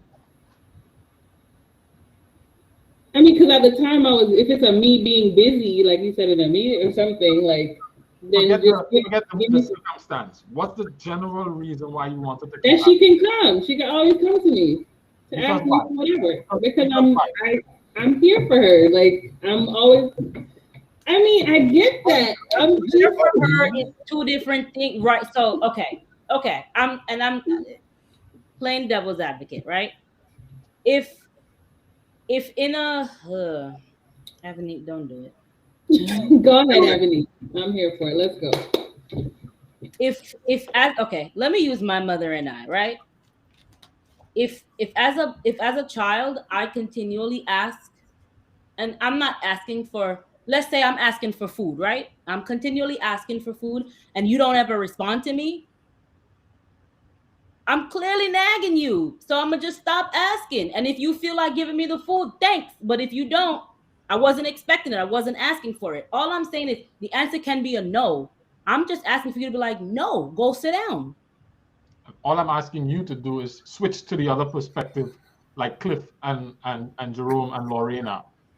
What would you want your child if, for whatever reason, that they're not aware of or can't fully appreciate, you did not respond to them in the manner or in the time that they desire? What would you want your child to do?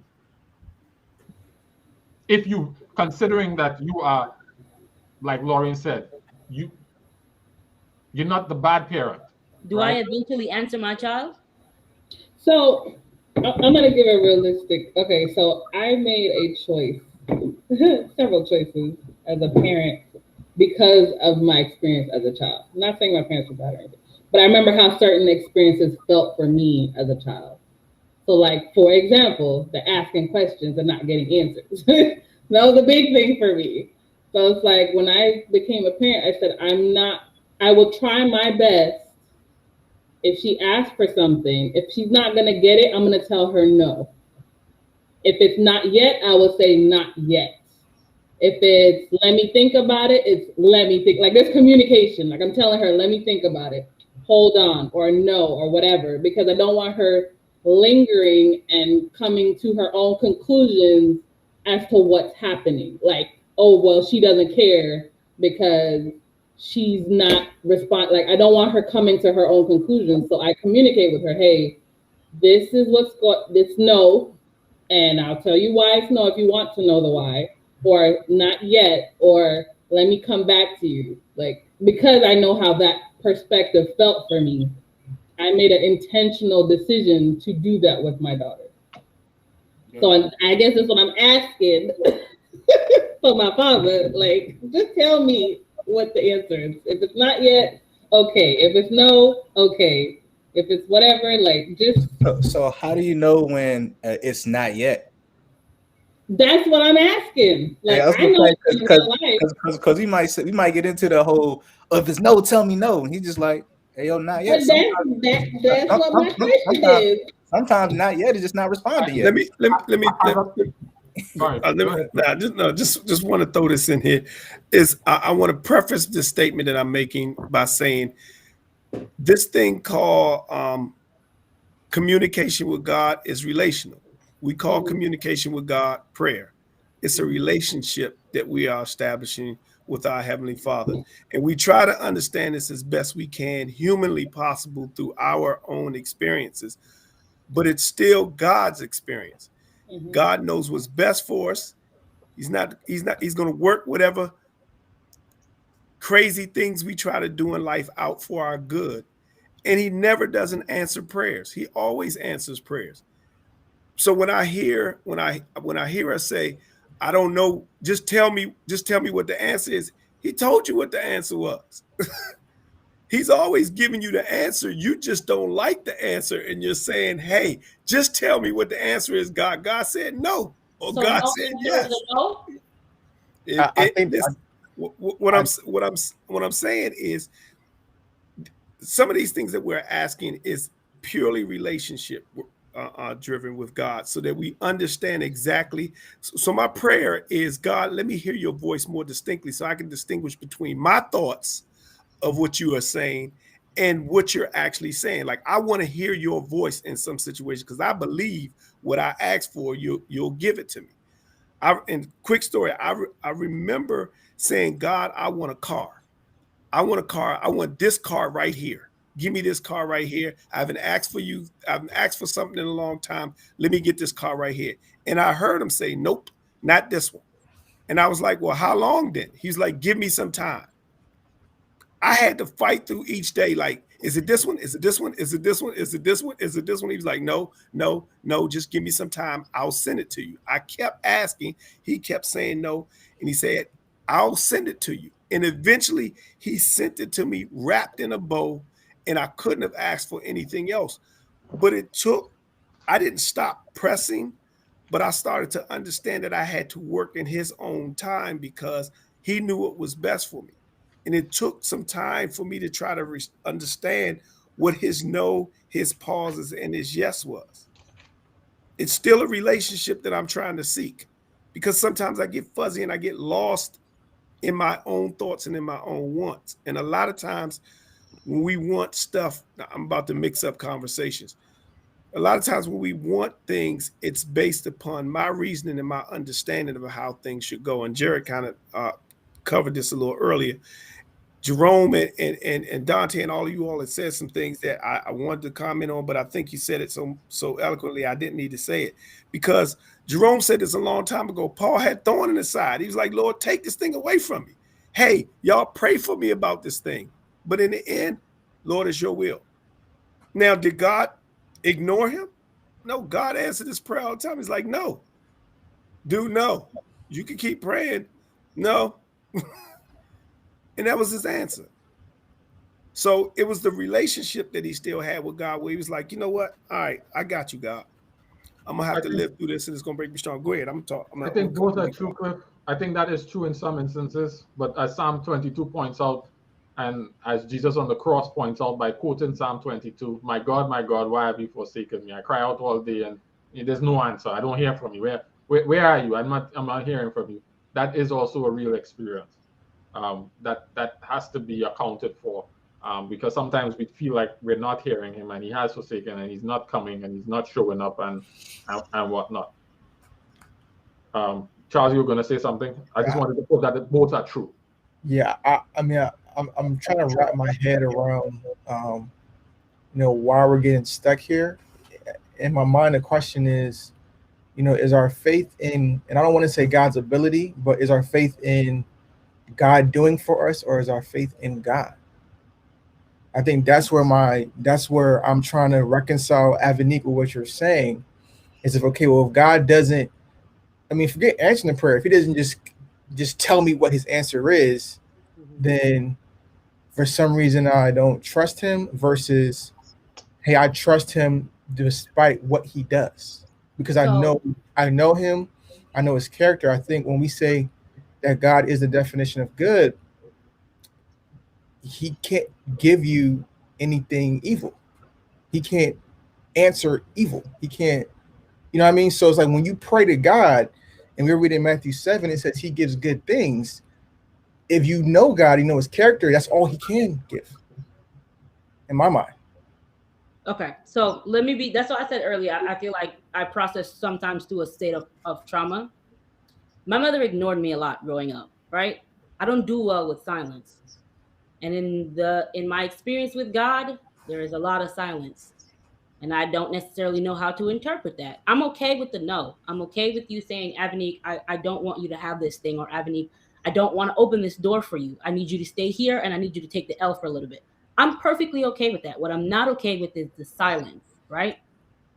That's where my issue is. And I understand that God is a good God, and whatever he gives me or doesn't give me, it does not speak to his character. I am simply just saying, out of my experience in life, I grew up detached from both parents, and in a way that has shaped my relationship with God himself. So when I don't hear answers, I just think, okay, my mom's probably annoyed. That's why she's not talking to us. God's probably annoyed. Let me just stop asking, because I'm nagging the man. Leave him alone. Take the L and just sit down here for a second. So that's interesting, right? That's interesting because Erica Badu sings the song Bag Lady, you're going to hurt yourself dragging all your bags like that. Right? Because what people do is that they take the baggage from one relationship and impose that on other people. We imply significance. And it could very well, because I'm not going to take the posture of Job and say God is doing this, but it's a very possible scenario that he is helping you reframe your understanding of him, that he is not your mother. So stay with me in the thought process, because it could be something else altogether. If I come to a situation, and I'll use this example today. Today we had to deliver some bad news to Julian, and I gave one of the reasons that we made the decision that we made to him today. And Vanessa was like, You shouldn't have told him that, because that would affect how he perceives himself and his value, right? You would, it might be associated with his value. I don't have that attachment of value to those things. This is just a fact of life. It's a matter, it's a discussion. There's no value attached to it. Because of Vanessa's framing, this information that is neutral in its communication has this now significance. And I infer that significance on it. And people do that all the time. A neutral act is an act of violence, right? I point a finger because of my framing. You are now giving me an attitude. And one of the things that I like about Matthew 7 in relation to this is that Jesus is trying to he's not trying to give you a formula to get from God. He's trying to tell you how to frame God. God is a Father who loves you, who will give you good things. Use that interpretive lenses on him, not the trauma that you experienced before, not you, Avanique. I talk about people in general, because there are other people with other traumas or other relationships and they use those lenses to help make sense of God. And Jesus is saying, keep asking, because he's the guy who loves you. Do you trust Jesus, who understands him enough to do what he says? And not say, well, when I did that with somebody else, they did that, so I'm not going to do it. Even though Jesus himself is saying, do this. And then you come back to the lowest level. Jesus is telling you, I know, dude, do this. You're saying, I had this experience, so I ain't doing that. Not you. I'm saying we say, not you plural, not you, Avanique, singular. We say, I ain't doing that in any given circumstance, not just this one. So I agree with you in the sense of A plus B does not always equal C. That's the point I'm making. That's it. But I do feel like if I'm repeatedly asking for something for years and years and years and years and you just don't say anything, Can I ask a question, Ebony? How do I interpret that? Like, can I ask you a question? Okay, go ahead, Sharika, you were first. I think I'm struggling with, you just mentioned something, Charles, that I was like, are we trusting in God, or are we trusting God to give us? Are we trusting God? Pardon? Are we trusting God, or are we trusting? Go ahead. Are we trusting God, or are we trusting him to give us what we want? He said something along those lines, Charles. Mm-hmm. And I don't think this is about trust. I think there's a lot of trust in the fact that we're even asking, right? Like, if I didn't think that you were going to give me an answer, I ain't gonna ask you, right? I think that's where everyone's going with if I know you can answer me, so therefore I'm asking. I think the issue is the idea of it is hard for human to operate on God time. And we're having a conversation asking human to operate on God time. And at least sometimes for me, I'm also asking God to understand my human time and just tell me wait, so that I understand that I'm still in line. I need to know that I have a number that I'm in line. And I think when we talk about it being trust, if I didn't trust God, I wouldn't ask. I wouldn't ask. Can I respond to that? Sure. I'm not saying that trust is ultimately missing, but I think there is another element of trust at play when you're trusting God's communication preferences, right? When you have to trust God is when he doesn't answer the way you want you to, or he's silent. Can you still trust him despite the way that he's choosing to communicate with you? But then I would counter then for God to know, and there's different places. And I think John's father, John the Baptist's father's name? Zechariah's instance, for example, when God knows you well enough to know, I already told you this answer, chill out, right? Versus I am young and I'm unable to know your voice yet. And so I think it depends on where you are in your relationship, by which it is expected of me to know that this is a wait and to understand how we talk, right? And I think we have to, everyone has to have that real conversation with themselves and say, where am I with God? All jokes aside, where are we? so that we can determine what level, so I can understand if, am I really as close to him as I say I am I missing the answer, or I'm still a babe waiting for breast milk, and I don't know. And I think to a point that maybe, was made earlier, some of this is self-reflection, some of this is trauma, and some of this is I really don't know. And some of us may be sitting around pleading with God to remind me of your communication style, please. I am not trying to do this because I'm trying to be difficult. I am truly suffering. And I don't think we can tell which posture people are in at that moment, but we have to lay all the options on the table to say that it could be one of many things at play. So I push back a little bit Can before I ask, something. can I ask one question to respond to that and to Avani? And this question just came to my mind, is the disconnect that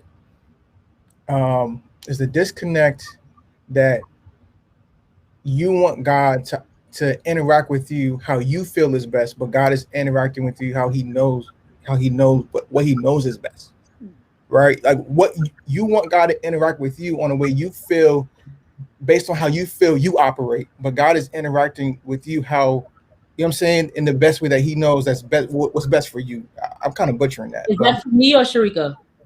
Anybody. I don't think God is interacting with me at this current stage of my life. I don't think he's interacting with me. So I'm simply just asking, and maybe it's something, I don't know. I'm not gonna walk down that route. But what I'm saying is your desire for him to interact with you in a way that you feel is best for you. Is that my question? Is that your desire? I don't know if there's a way. I know that he is preserving my life. I know that he is opening doors and blessing me and making sure that I'm okay. Like I have food on my table, clothes on my body, all that other good stuff. But I don't necessarily feel like there is an. But my question is, what is your desire? Right? Is your desire for God to interact with you in a way that you feel is best for you? Because you bring up the trauma. You're saying, look, I can't deal with silence, God, so you need to talk to me. No. But here's the thing. If he isn't, I'm not saying that I'm asking him to do what I want in a way that I want it to be done. If you're gonna speak to me in a way that I don't understand, what's the point? So that's why I want to come in here, because this is reflected in a different circumstance in the children of Israel, right? They have this experience with God in Egypt, right? God rescues them and shows his power and brings them out. They end up in the desert and say, God, you brought us here to die. So they add significance to the location and the circumstance. And they imply significance to what he's doing. God is saying, I'm taking care of you. What are you saying to me right now? What are you really saying to me right now? And I'm saying, I use that to say, to Charles' point, there's significance that we ascribe to the things that God is doing that are contrary to his character. And if, like they had said, he just did that to rescue us, he's not bringing us out here to hurt us, then I interpret the location and the circumstances very differently. And it's the lens that I use to interpret that are key, which is what takes us back to Matthew 7. Jesus is saying, keep asking. He loves you. He wants you. You might be in the wilderness. They might be full of scorpions. There's no water for 1 million people. But remember, he loves you. He just rescued you from Egypt. He didn't bring you out here in the desert to kill you. So don't make that conclusion about the circumstance, about his communication method, about his communication style. So if I'm gonna use, I think the parent thing kind of. if I'm gonna use the parent perspective, once again I'm using my daughter. If I'm gonna use a parent perspective, I know there's certain ways I can't talk to my daughter, right? Of course there are exceptions, but for the most part, I know how she receives information. So I know that if I say something a certain way, or I guess let me say it, the best way to communicate to her for her to understand. Every now and then I have to just deal with it how I deal with it. Every now and then you have to what? Do what's best for her, even though she would prefer it another way. Is that what you're saying? Every now and then. Oh, okay. Okay. Right. Every now and then. And you get the prerogative to choose. Yeah. No. Okay. All right. All right. That sounds about right. But for the most part, I communicate in a way that allows her to understand what is happening, if I can, right? And I guess I'm going against myself now because now I'm seeing what you're saying. You get to choose when that is, though. Yeah. And she's not the one defining it. It's your understanding of her that's directing it.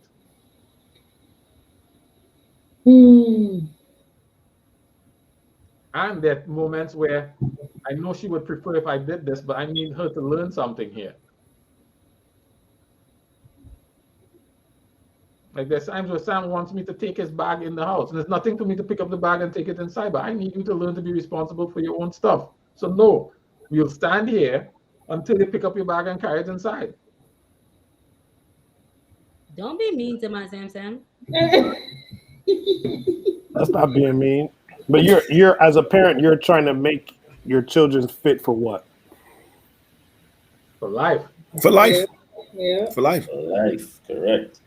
There are other instances that and we're actually just giving a lot of scenarios because there's just like I think Charles mentioned earlier. There's a lot of different ways that we're coming from, and Jared also says this because I have a relationship with each one of my children.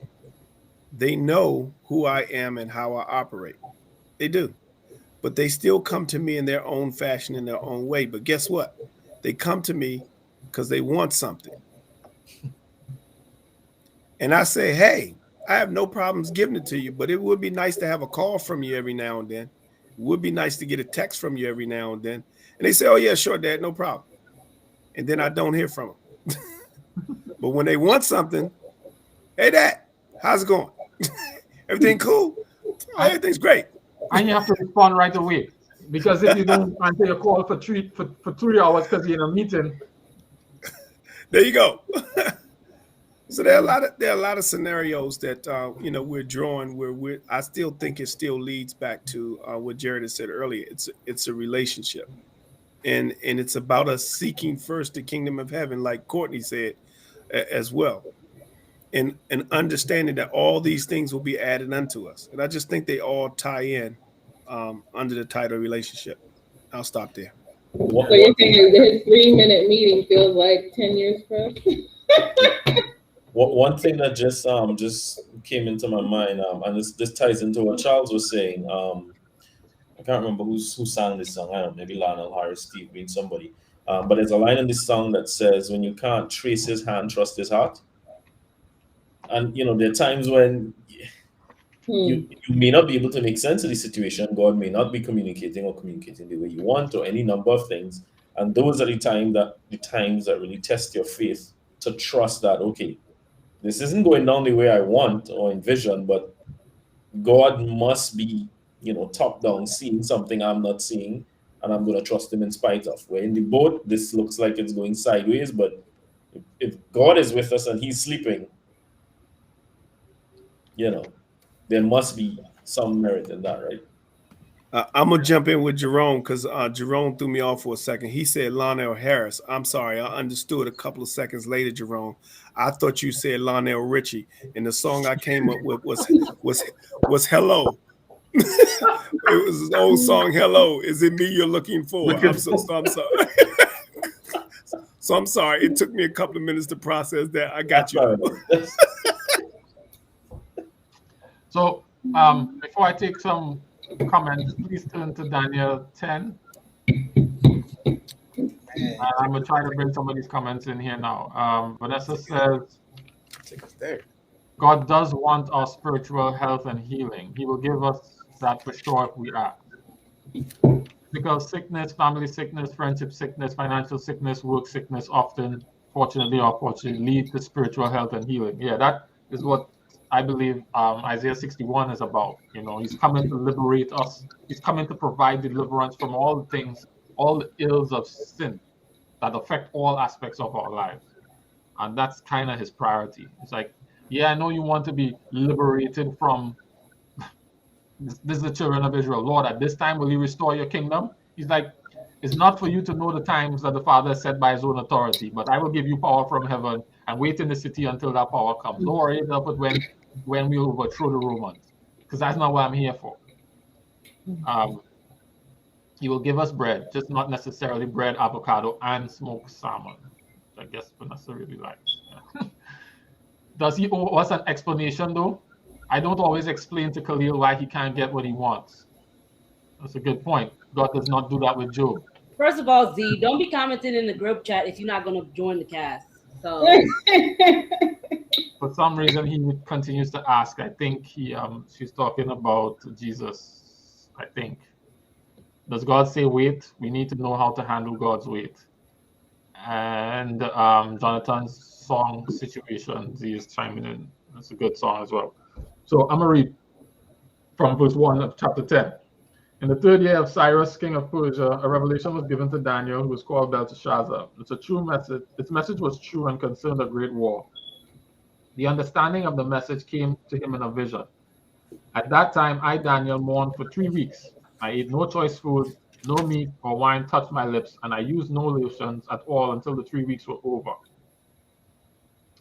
On the 24th day of the first month, I was standing on the bank of a river, the Tigris. I looked up, and there before me was a man dressed in linen with a belt of fine gold from Uphaz around his waist. His body was like topaz, his face was like lightning. His eyes like flaming torches, his arms and legs like the gleam of burnished bronze. His voice was like the sound of the multitude. I, Daniel, was the only one who saw the vision. Those who were there with me did not see it. But such terror overwhelmed them that they fled and hid themselves. So I was left alone. Gazing at this great vision, I had no strength left. My face turned deadly pale and I was helpless. Then I heard him speaking, and as I listened to him, I fell into a deep sleep, my face to the ground.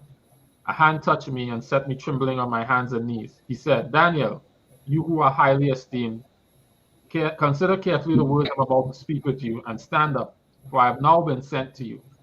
I like that word, for I have now been sent to you. And when he said this to me, I stopped trembling. This is the part I wanted to get to, but I had to set up the context.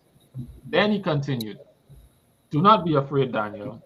Since the first day that you set your mind to gain understanding and to humble yourself before God, your words were heard, and I have come in response to them. But the prince of Persia resisted me 21 days. Then Michael, one of the chief princes, came to help me because I was detained there with the king of Persia. Now I have come to explain to you what will happen to your people in the future, for the vision concerns a time yet to come. I wanted to point out that Daniel had to wait 3 weeks because of God was in a meeting, so to speak. I'm just saying there's a circumstance and a reason, whether it's God and Job were like, dude, I just don't owe you an explanation. Get yourself together, I'm God. Or there's a circumstance where something is actually taking place that God is working on. Or there's something he wants you to learn, as Lorraine pointed out. You know, I need you to get this. And so maybe he's even said it and you just didn't pay attention, as Cliff has said. All of these scenarios, at the end of the day, what God ultimately wants, that Matthew 7 is pointing out, is that God loves you and he wants to give you good things. Come and keep asking him. And then trust him. Just trust him. Not trust him for the outcomes, not trust him to communicate in your matter. Just trust that he loves me despite what I'm seeing. That's why the Bible talks about we walk by faith and not by sight. We believe what we understand about him. He loves me. And in faith, I'm going to continue to believe that, even though his delay seems to suggest that he's just like my mother or my father or whatever other circumstance I had. This delay seems to suggest that he brought me in this wilderness to kill me. But if I believe that he loves me, I interpret these circumstances differently. And I trust that about him. I trust his character. And I don't impugn his character by suggesting things like that about him, which is why I think verse 9 is in there. You as a parent won't give your child a stone when he asks for bread. God is not going to do you dirty. So his delay is not an attempt at that. So keep asking, because as a parent, you want to give your child what he wants or what's best. And sometimes what's best is not what in line with what he wants. Go Last ahead, question. Teresa. The last question I have is, how do we know the difference between a wait and a no? Sometimes we don't. So we trust anyway and we be faithful anyway. Sharika, can I let me just say something quick? When I was a kid,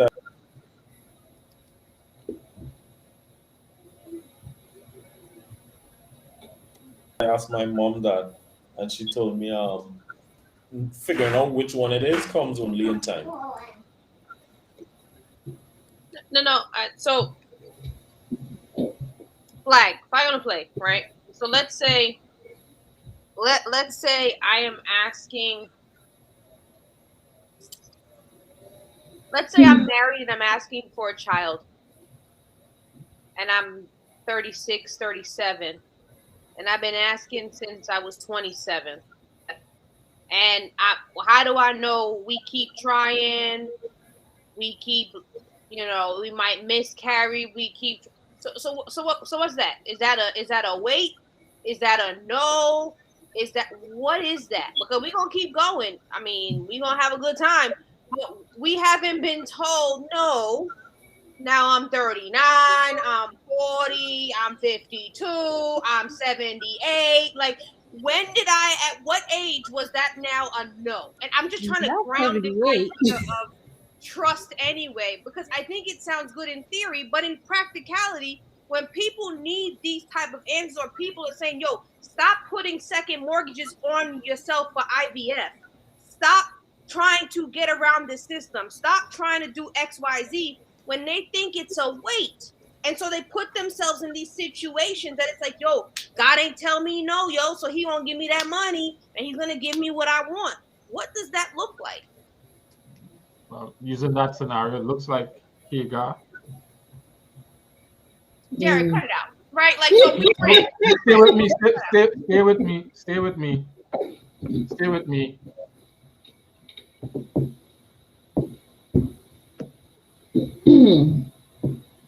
They didn't know if the child was coming or when. In this case, these people had a promise, right? So that's a little bit different. But these people had a promise. When they took matters in their own hands to do what God promised, is when they ended up in problems. I'm using that illustration, that part of this illustration. That's why I said faithfulness is there. Right? But what is the promise in this situation, though, Jared? There may be no promise in this situation. I'm using that to say, I'm using that illustration not as a one-to-one, but to talk about faithfulness. Right? What are you being faithful? I think this is the crux of the matter. There's a difference between being faithful to God, that yes, I ain't gonna die. This ain't gonna be the end of our relationship, folks. We're not saying that all of a sudden I'm turning my back on Christ and that he doesn't care about me and this and the third. Is if a question is on the table and you're telling someone to wait, at what point is the wait truly a no? If that's what you're asking people to do, and I'm just being that voice of, the Sharika that wants what she wants sometimes, but the other people where it's just like, what does this look like, folks? All right, let's use another example. There's several examples, but let's go to Caleb and Joshua.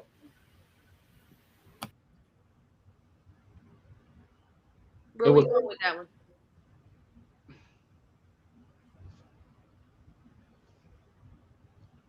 The children of Israel sat in the wilderness, thought that it was taking too long, and they became unfaithful. They stopped trusting God as they did their act. They carried on with God and they interacted with God. Pause, Jared. Again, a promise was given, and therefore I was running out of patience towards a promise. That we're back at the promise thing, though. So again, in that situation, there was a promise. I'm trying to get to the faithfulness part, right? The faithfulness is not so much of the whether the promise comes true or not. It's how I navigate my space in relation to God, whether this thing comes or not. If I am putting a, if I don't I'm, think if that's I'm, what we're talking if about. I'm going back to the example, if I'm putting a second mortgage on my house for this thing, am I being faithful? How do I know? That's the question that we have here. Because according, for example, and Dante, I'm using this solely from the eyes of I heard your testimony. I don't have enough context, right? The exam that you were speaking about that you have failed repeatedly and it was costly. Dante put himself in a financial situation to feel the burn of this exam. He eventually passed. But at what point should we know, yo, my mans, we are now in a financial So situation? that's what I'm I trying mean, to help you with, Sarika. what happened? If he is putting himself in debt for it and is living beyond his means to do it, that's where the unfaithfulness comes in. I don't know if that's true, Jared. I can't agree to that because at the end of the day, there are a lot of things that we have to do in life that puts us in debt or puts us in a situation So by which we're no I'm longer. not talking about unmanageable debt. That's not what I'm talking about because I'm not talking about debt as debt, period. No, Any I'm kind not of debt. talking about a regular credit card, $100. If That's he not what I'm overextend, saying. I'm talking about overextending himself in a means that's not faithful, right? It's one thing to be writing the exam and continuing to study, and maybe you have to put it on a credit card and you pay that off. That's debt, right? But I'm talking about if he is going over and beyond what is rational for what else is going on in his life and faithful to what else he has responsibility for to pursue this thing. That's what I'm talking about. So what if I have the cash to pursue it, Jared? What if it's not hurting me? What if I can drop 10 stacks every month and still be faithful to all my bills and I can just keep this going? Then what? Let me off. Let me let me let me Terrified, y'all. let me offer different perspectives. Some things come through. Some answers come through prayer and fasting. I think again we have to seek the Lord with all our heart. And sometimes if you feel that you haven't got a response, prayer and fasting. But he's not answering. That's what we said. You may need to pray. No, but Cliff, I feel like we're kind of like y'all know this is all love, right? So everybody that's watching, this is all love, right? But we skirting past this whole idea of there ain't no answer. Like we keep talking about this wait no answer thing. And I could play tennis all night. We keep going. I think for most people, though, they are in that situation that a no and a wait look the same. And it's until it seems like I start to harm myself that I should know it's a no. But if I could keep playing all night, then I'm gonna keep gambling. I got unlimited amount of cash. And when I say cash, I'm not saying monetary cash. I got unlimited amount of tries. And until something comes that's damaging, then what? And So or put Satan into this. Put Satan into this, and it's like, yo, come here, my kid. Let me give you what you're really asking for, right? And over time, I get what I really want, and I don't see the problem with it until 20, 30 years down the line. I realize that, for example, the kid I just used is going to turn on me and is a piece of crap. But I got what I wanted, right? So this is real life situations. This is how these things work out. Right. Go ahead, Charles. I hear you, Sharika. I feel you, sister. One of the things that I've become keenly aware of is that there is room for growth in my prayer life, in my ability to work in fasting. I think that there could be an element there as well in that. We say we pray. We've been praying, right? But I read how some of these brothers prayed in the Bible. I ain't there. I'm not there, right? Some of the things that they went through to hear God's voice, I have not done. So I would just like to offer that. I think there is potential room for growth for all of us, and how we communicate with God, and seeking Him with our whole heart, that we might not have tapped into. I don't know. So one of the answers I've heard before, I don't know how accurate it is, but was to do the last thing he told you to do. Just keep doing the last thing he told you to do. Like, sorry. yeah, like you want what you want, but what was the last thing he told you to do?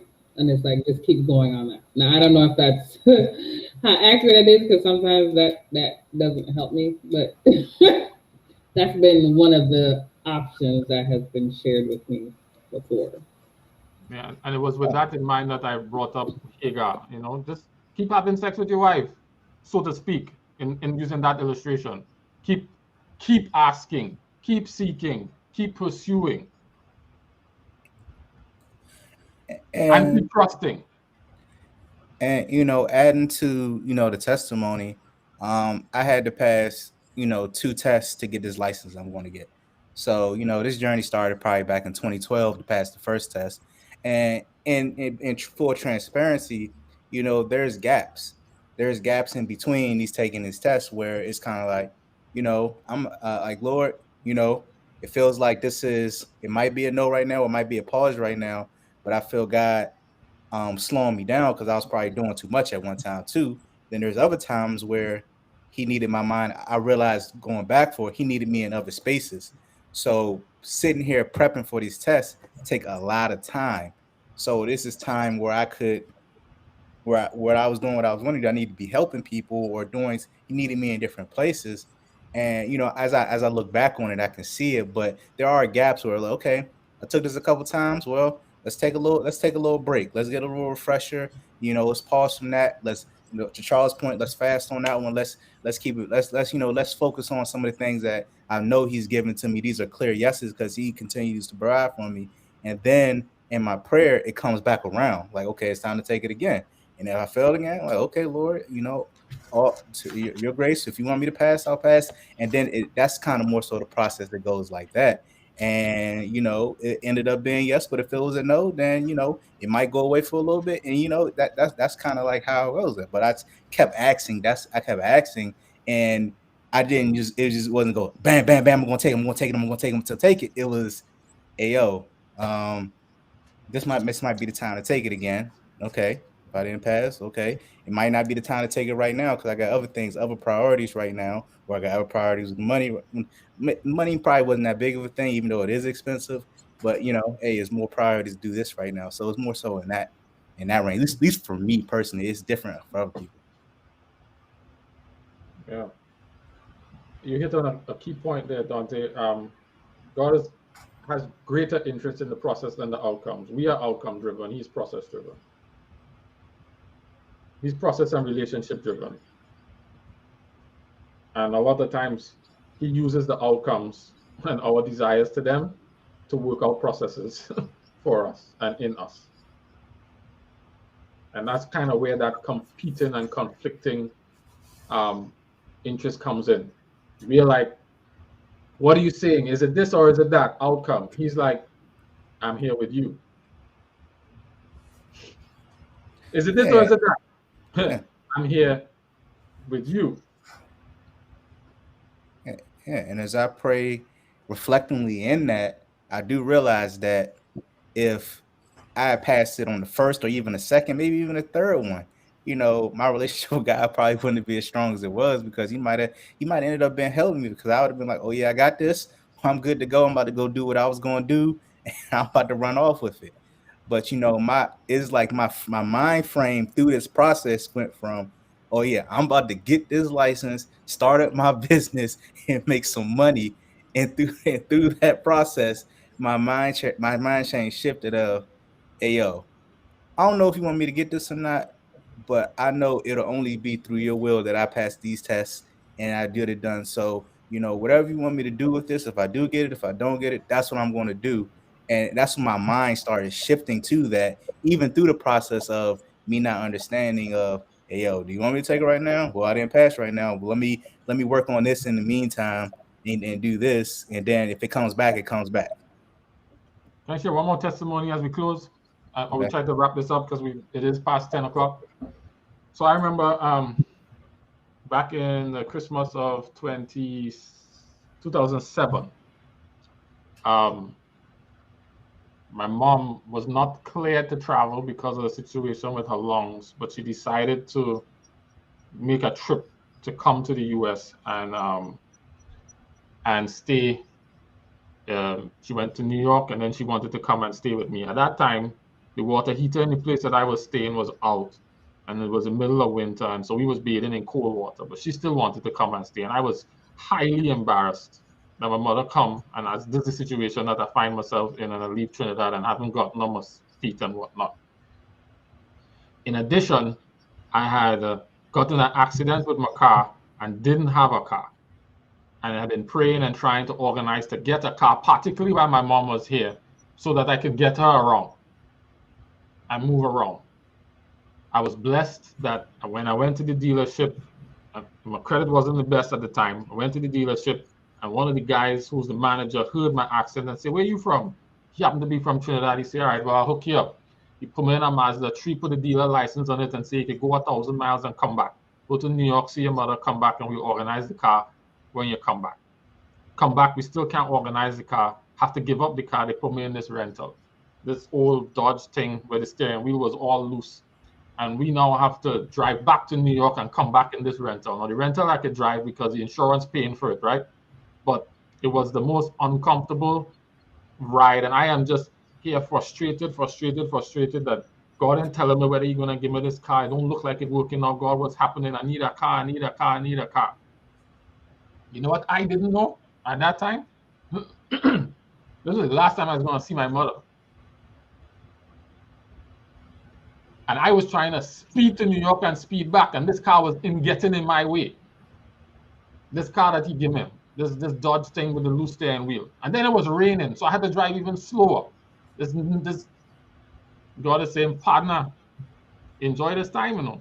You can't get time back. I could give you a car later, but organize this time.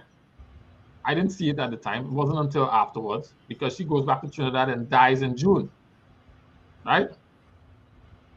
And then I look back and say, I was praying all this time for this car. I wasn't sure if he was saying yes or no or whatever, and I consumed myself with my desire and interest for this car and missed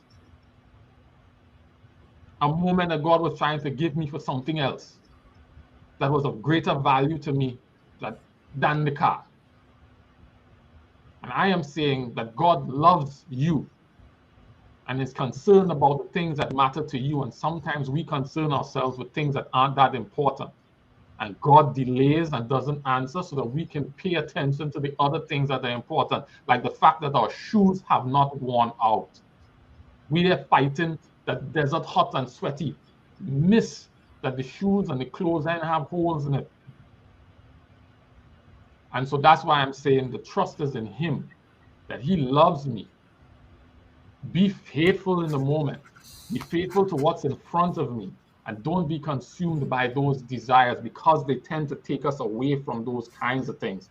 And they cause us to infer things about God that aren't necessarily true. And so I know that, it's not universal for everyone. But coming back to the text that we started with, Jesus is trying to make the point that God is a loving Father who only wants the best for you. Use those lenses to interpret your circumstances, your weights, your no's, your trials, your temptations. Use those lenses, because he just wants to be with you. Like he was giving me time to drive with my mother in the rain, in the bad car. While I was obsessed about that, I missed. This is the last moment. And if I had to do it again, knowing, I'd be like, yeah, put on the hazards and let me rock. And maximize the time. And that's where I was talking about the faithfulness, why I brought up Caleb. Because while these other people acted the fool, he had to wait. He had to wait and find something to do with his time.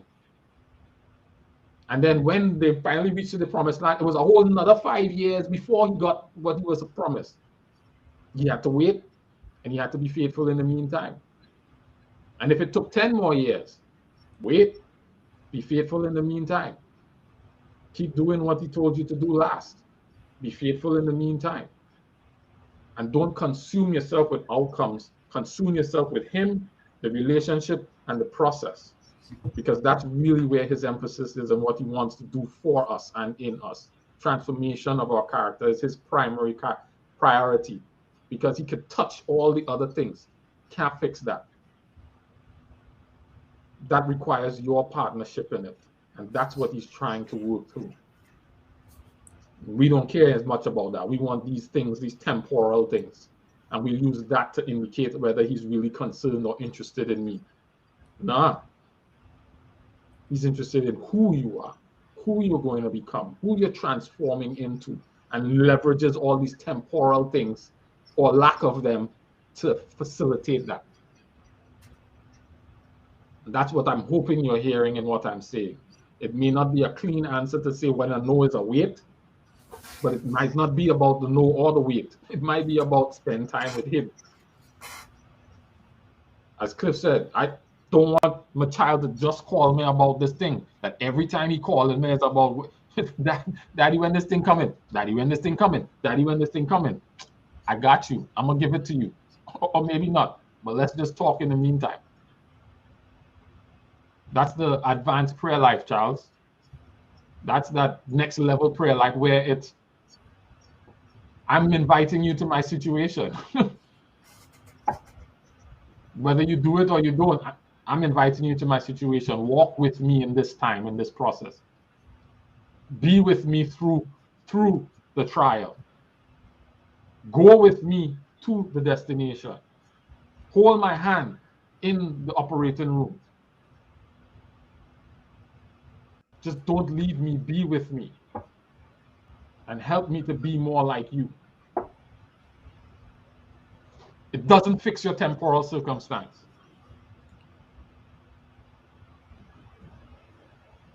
It won't.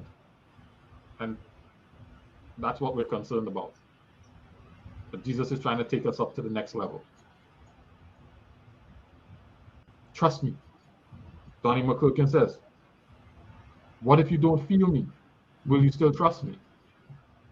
That's how he starts off the song. What if you don't? What if it doesn't look like what you think is going on? Will you still trust me? Yes, I'll trust you, Lord. Yes, I'll trust you, Lord. What if it costs my life? Yes, I'll trust you, Lord. What if I have to give up the very thing I hold? Yes, I'll trust you, Lord. That's where it is. That's where Jesus was. Why he could say, I don't want to do this. Yes, I trust you, Lord. Why have you forsaken me? You know what that chapter 22 ends up? Yes, I'll trust you, Lord. All right. Final thoughts and then takeaways.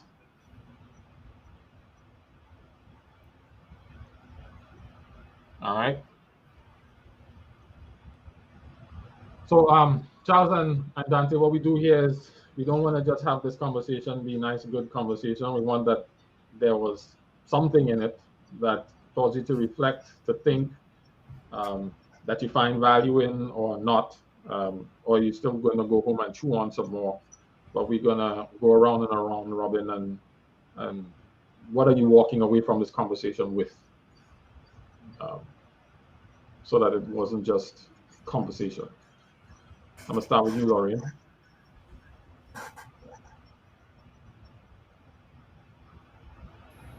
Okay.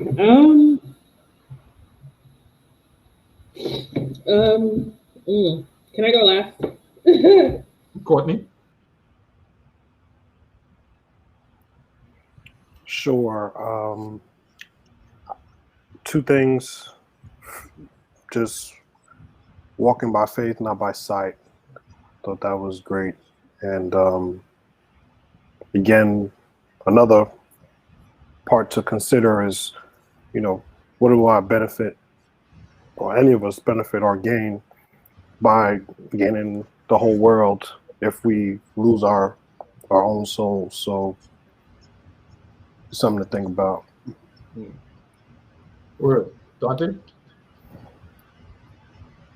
I think it's just continuing the growth in the relationship with God, so that, like I say, I am able to trust Him no matter what, and that He gives me my own personal testimonies, to only to prove that, for myself, that, hey, yo, this is, if you trust me, everything's gonna be okay, even if it doesn't happen tomorrow or 10 years or 20 years.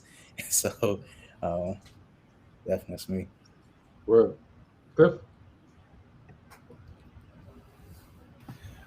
Well, I have a few. First, I don't think we ever have any easy or simple questions that start our group off. I think they all have depth to them. Depth to them. Second, it's all about relationship. I'm still going to, I guess, leave with that. That it's about me establishing every day a more deeper and interactive relationship with God. And last but not least, you brought up Daniel chapter 10, verse 8.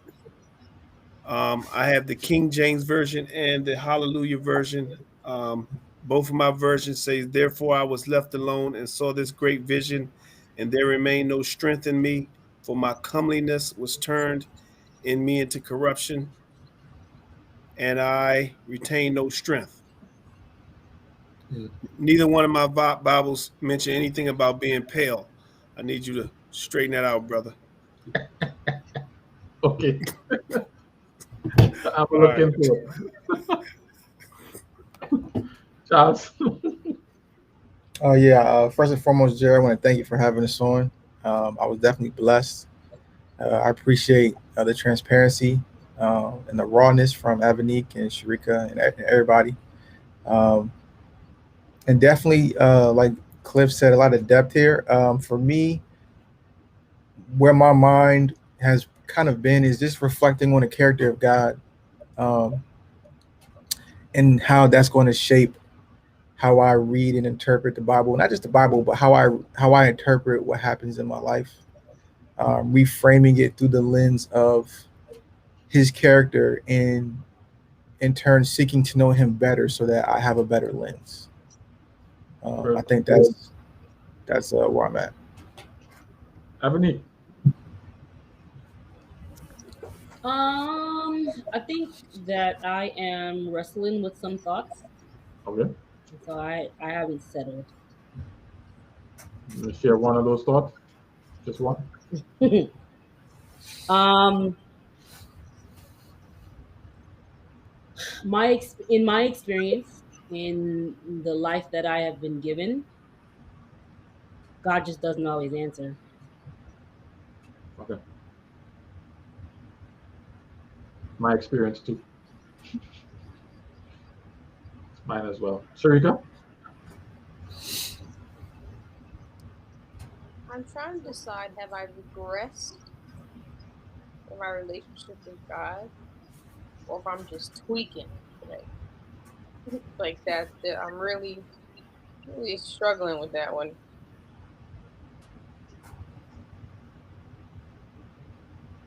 I hope it's the latter. But even if it's the former, where there's, once we are alive, we could always keep going back. And I'll say that as someone who lost like 12 pounds and then gained back 7. I haven't gained back the 12, but I can still go back and lose it again. So, regression is not always bad. Sometimes it helps to strengthen. It's a key part of strengthening. Mm-hmm. I see where you come from. We can talk about it when it's for. All right, Lorraine, it's your turn. No, it's Jerome's turn, and then Lorraine. She asked for last.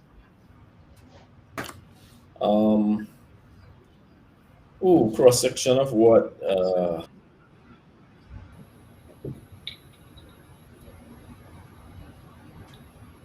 Chris said and what you said, and just trusting God in the process.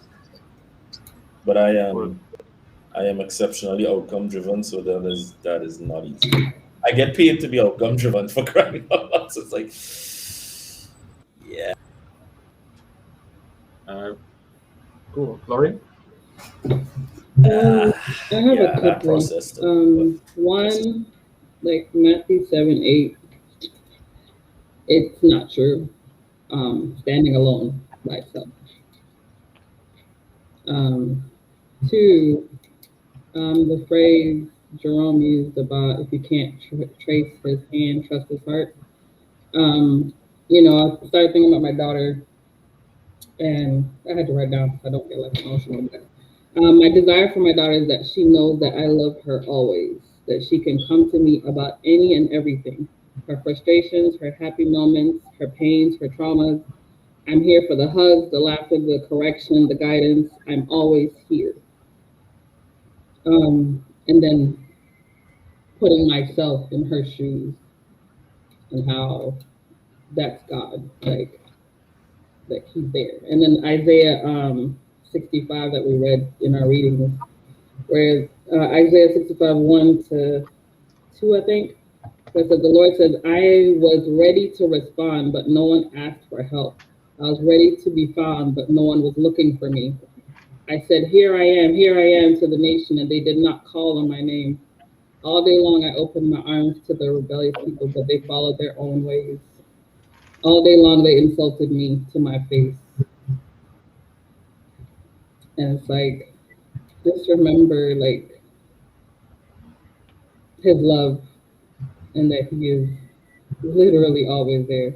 Even if I can't understand certain things, like, trust that he means well, always means well. And that's my takeaway. Word. We have a couple others here. Oren says, my takeaway prayer is faith in God and believing in its power.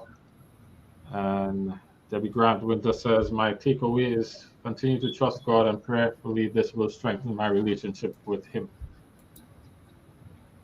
Word. My takeaway is simple. He's a good father. He's a good father. That's just, Kirk Franklin has a song, Father Knows Best.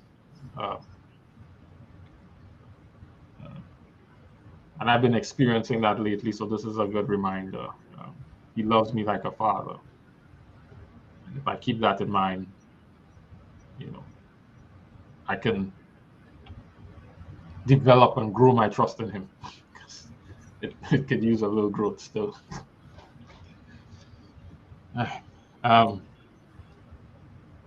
Charles, would you close us out in prayer? Yeah, sure. You have one more takeaway, Jerry. Oh, I did? Mm-hmm. See you late. I'm going to give it after the prayer. My takeaway is to build trust in God, even if I have no idea what the outcome will be, and trusting the outcome is what God knows is best for me, or whoever is using my situation to appeal to. Word.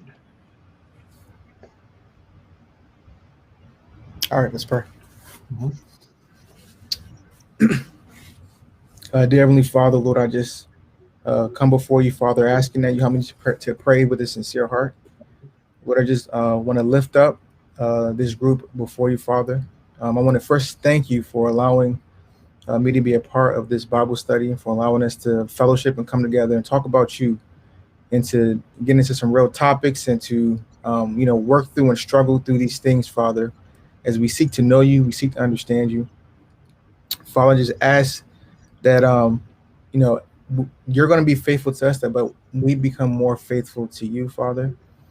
I ask that we all come to know you for ourselves, that we grow, that we seek you with our entire hearts, Father, that we seek you with all that we have, and that we learn to trust you, Father, and that our faith is built in Christ, Father, as we keep our eyes focused on him. Please be with us as we depart.